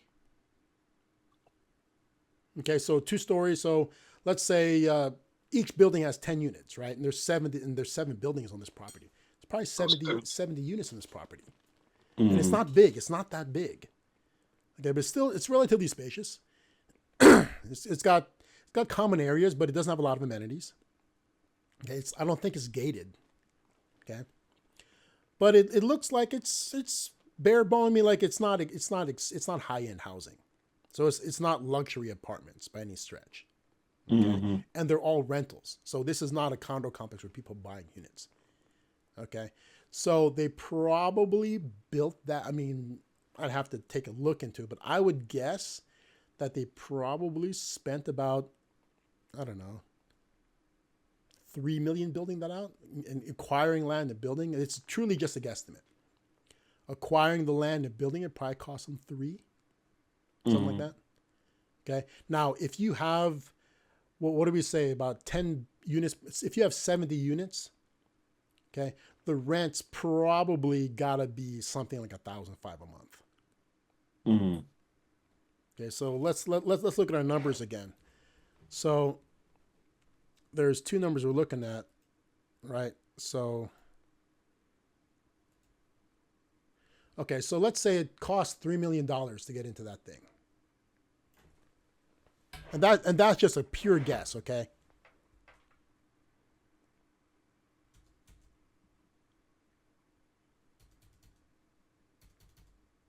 Is that too many zeros? Looks like it. No, that's $300 million. Is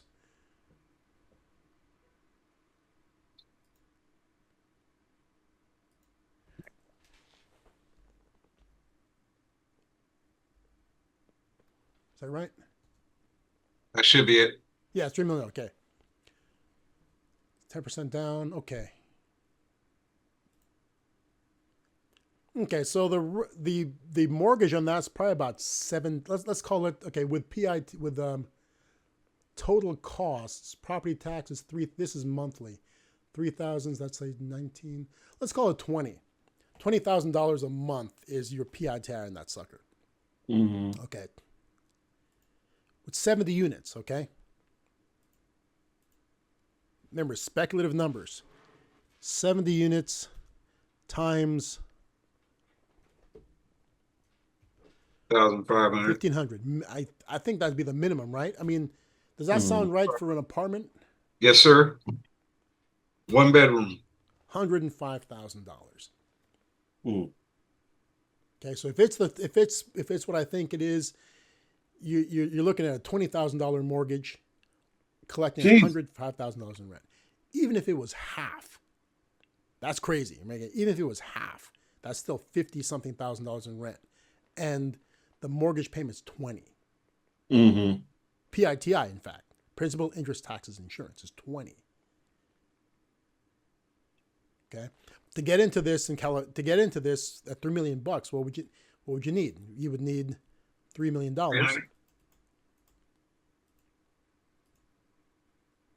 Now the funny part is it's a construction loan. Okay, so you wouldn't even need a down.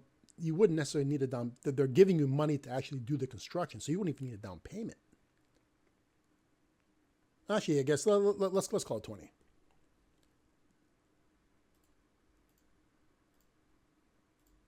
$600,000 to get into that.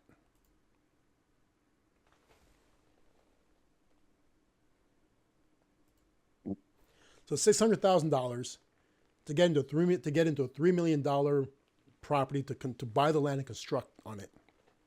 Okay. To collect, let's even say it's not even 70. Let's say it's 35 units. At 1,005, it's $50-something thousand in rental. Mm-hmm. On a loan that's going to cost you $20,000 a month, with taxes and insurance factored in. Okay, that leaves you $30,000 of cash flow on the property every month. That's pretty crazy. Now, can you see yourself going in with 5 partners to do that? $600,000 split 5 ways is what? What, like 125? Well, no, 5 ways. 120? Yep. 120 grand each. Mm-hmm. So you don't even need that as cash. I mean, like, get 5 guys who built up their companies that are credit worthy enough to draw that out. Right. It's doable.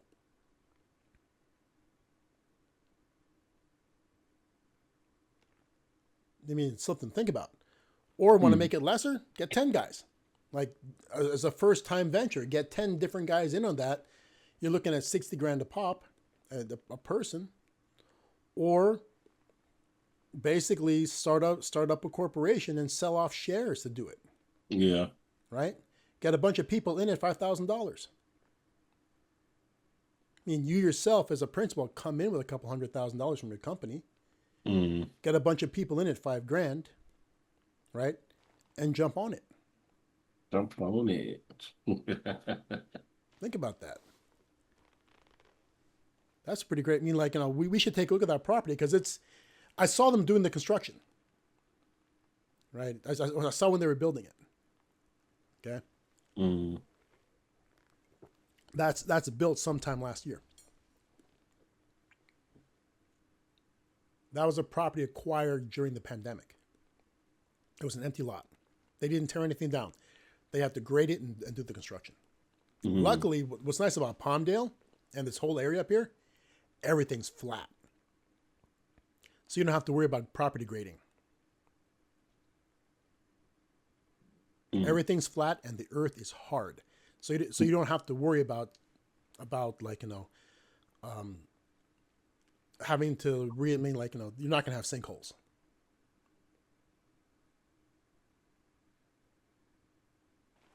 Pretty crazy. Yeah. Food for thought. I mean, 2026 is a year of trying new stuff.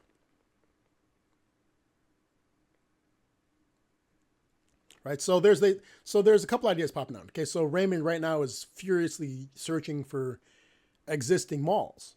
Right. Yeah.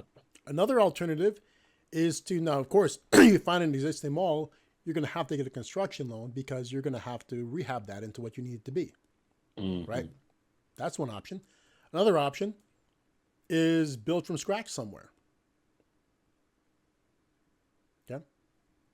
And I'm not a big expert in this area, but from what I know is that specific communities, you can acquire the property using financing that is specifically designed for like rural properties. What's it called again? It's called what is it? Department of Land, like land management, whatever. I mean, like there's financing for what are considered rural properties. So there's specialty financing for that, but you got to get construction loans on top of that and everything. So, so there's a lot of alternatives out there. It's just a matter of, preparing yourself to be ready when they arise, right? So that's why the message, the lesson for today and the lesson for this year is that credit matters. Okay? Don't put yourself in a position where you don't have it. Especially don't put yourself in a position where it's bad. Yeah. Okay? That matters. If you have kids and you're positioning themselves for the future, make sure that they understand that. Yeah. I'm definitely gonna teach my son way more about Right? credit when he first. As soon as he get a chance to get credit, he gonna know Yeah, because more about than I did. I like to look at the world as a place where people got to do stuff for themselves, Yeah. right? I don't like to blame um, the previous generation for my knowledge or lack thereof, Nope. right? See, my parents came to this country from a country that didn't have credit. Okay, the Philippines didn't even now they don't have credit like we do here. Okay, it's not taught there because it doesn't exist. Okay, credit scores don't happen there. Okay, so no matter how educated my parents were coming here, that's something that they did not grow up knowing. Okay, now, funny part is, why do I know about credit? It's not because my parents taught me. Okay, it's because I got a summer job in loan underwriting, actually loan processing technically. Okay, during my freshman year summer break, freshman year college, I got a job as a loan processor, and I learned about credit to a great degree because I was evaluating other people's credit. I saw so many credit reports, and I knew how it worked now. Okay, I taught myself all of that. Okay, the internet didn't exist back then. Okay, I learned it because I got a job in the field, right? As a young person today, how would I learn about credit? I just Google it. There's all sorts of resources online that can teach you everything that I know about credit, if you bothered to look. Okay, so I don't accept the excuse of my parents didn't know about it, so I don't know about it. That's just to me, that's a lazy excuse. Yeah. My parents didn't teach me squat about credit. Okay. Of course, when I learned about it, I learned how to abuse it too, right? So my parents did teach me about, why did you do that to your credit? Okay. But yeah, so get out there, and if you don't know anything about credit, if your parents don't know anything about credit, educate yourself about credit. Because I don't care who you are, you have the internet in your pocket. Okay, who out there doesn't have a cell phone with some form of data plan that they can look shit up on? Right? I'm sure there are people who don't, but is that the norm? Oh. Most people do, right? So, get off of social media and don't listen to what people like. Don't listen to what I'm saying about credit right now. Okay. Because I'm some dude on YouTube talking about credit. Okay. Don't trust me. Okay. Look it up yourself. Okay. Whether what I'm saying is right or it's wrong, you shouldn't take what I'm saying as face value. Look it up yourself. Okay. Teach yourself from reputable sources. Okay, I should not be where you get your credit information from 100%. Don't trust anybody on the internet. Yeah, either should Grant Cardone. Okay, none of these guys. Don't take what we're saying as like your jumping off point to learn more about it. Yep. Say, that dude Armand said this. Let me take a look if that's true, and start researching it. Okay, and if you find that is true, and you learn more and more and more, right? But that's the reality. Understand it and use it right. Don't abuse it. Okay, credit shouldn't be used for your enjoyment. Here's the funny thing. When did I get my first credit card? I got my first credit card when I went to college. When I went to college, it was normal to have all the banks have freaking tables and tents out there and just throwing cards at all the kids, right? My first credit card had a limit of under $400. Okay, from Wells Fargo. And you guys know what the first thing I bought with that credit card? Well, actually, it was I think it may have been under 100. Okay. Do you know what the first thing I bought with that credit card was? You bought something for your car or some clothes? I bought a set of driving gloves. Yep. See, there you go. Freaking, the driving gloves that have the little round holes in the knuckles. So I bought a set of nice driving gloves. And those driving gloves ate up, I think my credit card limit was $100. It ate up 70% of my limit. They were $70. Yeah, So I did the same. I didn't buy no driving gloves. I took a girl on a date, and here they you go. used up a lot of my credit. Right. So yeah, so I had that, and like that's how my credit journey started. Right. This Mm-hmm. was before I got the job processing loans. Mm. Okay. Then I got the job processing loans, learn more about how stuff worked, and so like I built up my ability to borrow, but the problem was is I borrowed. Okay, it took me a long time to get right with that. Okay, but yeah, credit's out there, and credit's for you to use to your advantage. Right? If you're a parent out there, don't buy your kid a car if you can. If you have the financial capacity to provide your child with a car, okay, don't buy it for them outright and give it to them. Okay, don't get the loan yourself and have them driving it. Okay, finance it with them. Sign for them, guarantee. I mean, have them be a borrower on the loan. Okay, even if you're the one making the payment. Okay, if you can afford to buy a car cash for your kid, finance it with them as a borrower. Okay, so they can get that on their credit and make those payments. They have a history on that now. Mm-hmm.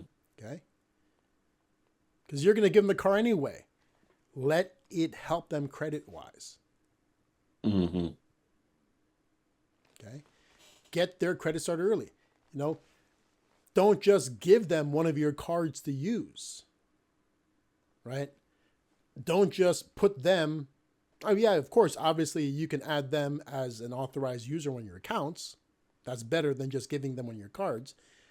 But better than that, have them open a credit card for themselves and you guarantee it. Okay? Of course, you're going to have to get them to use it responsibly. Now, that's between you and them, right? But you're giving them the advantage. That card's now in their name.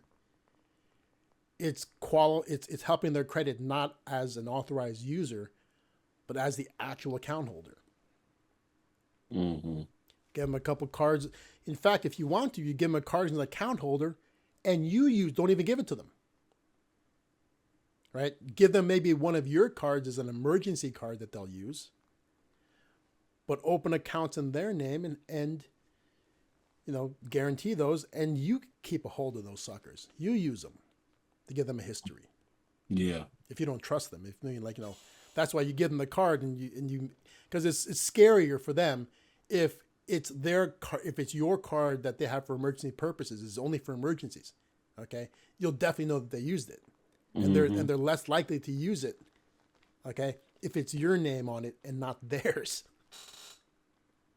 Right, but have them have cards so that and use them, build up their histories for them. Have them if they're going to do the college, if that's the thing, have them graduate with a degree and a crazy ass score. Yeah. Right? If they're going to do college, and nowadays college is not 100% the thing anymore. Okay, Oh, yeah. but if they're going to do it, that's great. If they want to start working, they can do that too, and you can give them a great credit score. I mean, help them kickstart their life because all the things we're talking about with this company finance. I mean, excellent credit is it's the jump start for all this. Right? It's the starter for this. Right? Because if you ain't got it, it's tough to get it.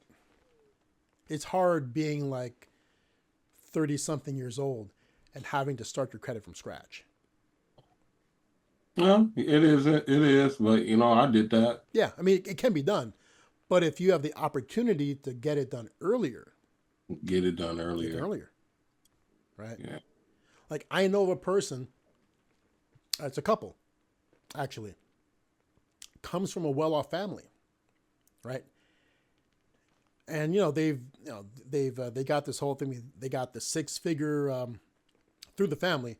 They have like the 6-figure SUV. I mean, they got jobs, not awesome jobs, but they got jobs. They have family money, right? Pull their credit reports, and they're blank. Mm. They don't have. I mean, they don't have low scores, but even if you have a high score, if your credit's blank, I'm not going to help you. Right. Right? Banks will look at that and not want to lend you money. Right? Their parents could have easily purchased that high-end SUV with them instead of for them. And that would have done wonders towards their credit score. Okay? Yeah, but there's a lot of people out there, people with money who don't have credit. It's pretty crazy. And it only gets you so far. I mean, like, no matter, I mean, there are examples of people who have a lot of money that credit doesn't matter anymore, right? So if you have like the kind of family money where you can just plunk down cash for any houses you want, I guess it doesn't matter, right? But most people with decent amounts of money can't buy houses cash. Like, when's the last time you ran into like a regular everyday person who had an extra $750 just laying around to buy a house with? It's very rare. I mean, like, you'll see that with professional something. You'll see that with actors sometimes, professional athletes, entertainers. But how many of them are there? Right. Right. So, like, man, I know a bunch of doctors who don't have that kind of money to throw at a house. Yeah. They're still paying off their freaking their med school loans. And so, yeah. So there's the thing. Credit. Build it. Protect it. I was given advice a long time ago that was bad. Okay, and I didn't follow it. Okay. We had a business that was going, that was hitting a struggling point. Right? And a person I was working with, what they basically said, like, I was looking for alternatives. I was looking for other moves I could make. And they're saying, man, just stop paying your bills. Stop. We can build this business up and we'll have great cash flow. Yeah, it'll take you X number of years to rebuild your credit. Just let your credit go. That was a recommendation to me, which I did not do. Okay? Because what's the guarantee that the business that you're running is going to work out? It's already not working out, right? You're hitting some roadblocks, right? It's already negative cash flow on you. So you're cash flowing in the negatives. Okay? What's to say that in 6 months it turns around? Right? Of course, you should believe in what you're doing, right? But you shouldn't. There's certain things you can gamble. You shouldn't gamble your credit. No. And that's the foundation for a lot of things going forward. Gamble that and lose, and you've really set yourself back. Okay? So, yeah, I mean, what they wanted me to do is they wanted me, so I had the ability to draw against it. I mean, like, they said, yeah, just, use your credit to live off of. Like, take advances, spend what you got to spend for every day, use part of it to make minimum payments on other cards, and do that until you can't. And then, if we're lucky by then, business will turn around and you can catch up on that. Or if not, you can just drop behind a little bit. And then, but what's the guarantee the business will ever catch up? Right. None. Right? So yeah, don't ruin that for yourself. Anyway, there's my soapbox for the early soapbox for 2026. So, what time we got going on here? Let me see. I'm not wearing the Apple Watch today because I didn't charge that sucker. And I think for a while I'm not going to wear. I think I'm going to wear real watches for a while again. Go ahead and wear your wear watches. Ain't nobody gonna come and chop your arm off, man. Yeah, not here. Yeah. But at the same time, it's not tracking my steps. But I haven't been stepping much anyway. Dude, I broke my band on Sunday evening. Saturday early. I got to get a new band for mine. Oh, for your watch? Yeah, pop online. There's a lot that'll fit it. Yeah, just. I was thinking about going to like Walmart or Target and see if they have a band. Do they still sell bands in the stores now? I would look at TJ Maxx. Back in my day, they used to sell watches in the store. They still do, but TJ Maxx have better deals. Okay. And plus, you can check if it fits. All right. Obviously, you can buy it online. I just wanted to go in and see it because, buying online, I have to wait for it and look at it online. I wanted to kind of touch it. Well, I mean, you just got to make sure that it fits the watch in question. Right. Yeah, but once I start working out again, I'll start wearing it to track my steps. I just feel like wearing real watches for a while. I'd like to keep track of mine. I'm doing 3 miles a day, and I'm continually doing it. Dang. I walked myself into a 6-pack, man. That's what I'm talking about. Raymond, how's your fitness journey going? You need to restart. Yeah, I'm gonna restart after I have this little procedure, but after that, I'll be good. Wait, what's your procedure? I got to have a small procedure on my back. Oh, yeah. Is that stemming from the truck accident? Yeah. Man, is that going to take you off your feet for a while? Is it ain't gonna take me off for feet for a while, but I know I'm gonna have to relax for a while after that. I think after when that happens, then I'll just restart and get into it. But yeah, I want to look good for the summer. Got to go on a cruise, so. Yeah, I've got we got that we got the fitness product launching, and so I'm gonna use mine as an example, as a journey for it. So the goal for me is to create before and after photos. Right. So I'll be saying so that's gonna start out pretty soon. So once again, 26 is starting. Anybody got goals? I don't like to say that it's because of 26. I'm just saying I'm just evaluating what I want to do, right? So my immediate is to launch this fitness course in the immediate, and then gonna acquire within the next 6 to 8 months. I'm going to acquire a single SFR rental in a appropriate state. Okay. And then in the launch of the course, I have to, as my partner, I launch the modules, I have to follow along with them in real life for myself. To act as a form of social proof. There you go. Okay. Not saying that because it's 26, but because these things have to get done. Mm-hmm. That's where I'm at. Raylo, how about you? Did anything immediate that you concrete you want to get done for yourself?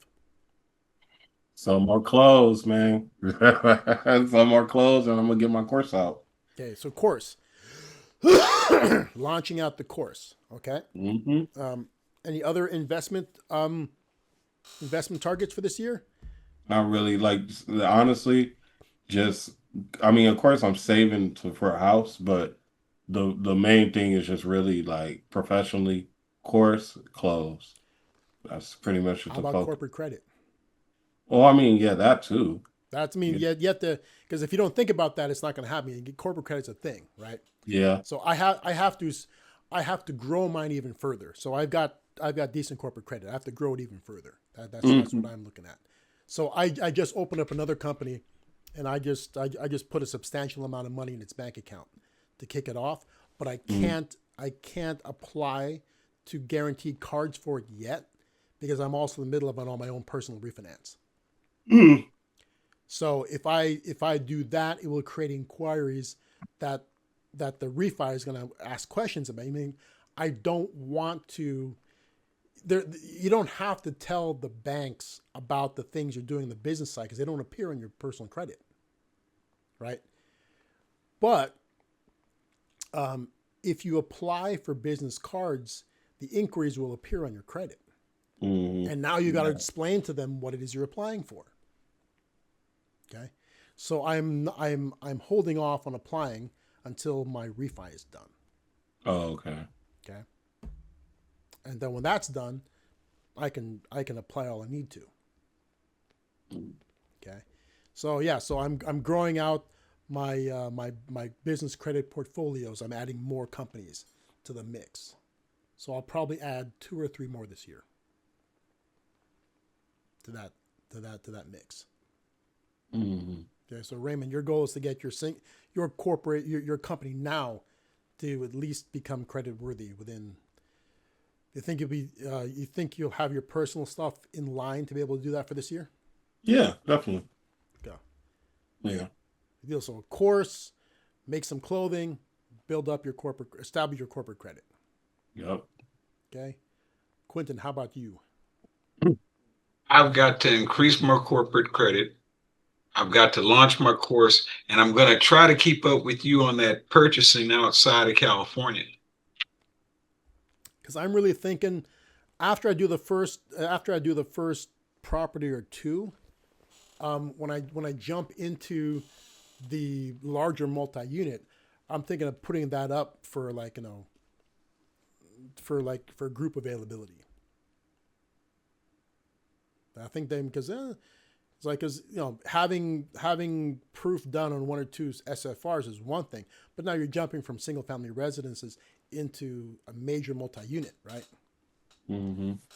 And the only reason why I'd want to do that, it's not an altruistic thing about wanting to share the wealth. That's not the reason, really. The reason is because I want to spread out the risk, right? Mm-hmm. The reason why I'm doing one unit at a time to maybe do two before I start into that is because I want to try it out at a lower dollar amount. So my son, you're risking $25,000 on the first deal, right? Lower risk, which is a lot less than risking 5 deals at once, right? Right. Obviously, if you do 5 deals at once and it works, you're much better off. But you've taken that risk. If it didn't, you're in the worst place. You do one, so 25, you could lose it if it doesn't pan out, right? So I'm mitigating the risk on the first two properties. After that, I'm comfortable with that. Then you jump into the multi-unit. And yeah, by having partners going into it, I'm once again spreading out that risk. Mm-hmm.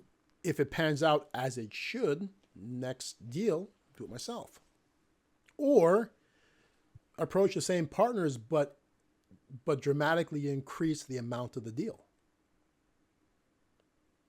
Right? Maybe I can jump into one myself after that with a $2 million purchase price, or I can open up to the same partners if it worked out and go into 10 million. Right? Either way, that's the same amount of risk because the dollar amount's the same. So yeah, that's what I'm looking at. Okay, so here we go. So that about covers us for today. Anything else we want to go over? Any last minute stuff you want to bring up? Not really, man. I'm kind of tired, and I gotta use the bathroom. You're tired, but you didn't fall asleep.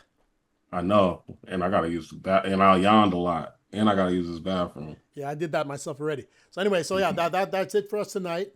So we'll sign off from our first episode of the year. Yeah.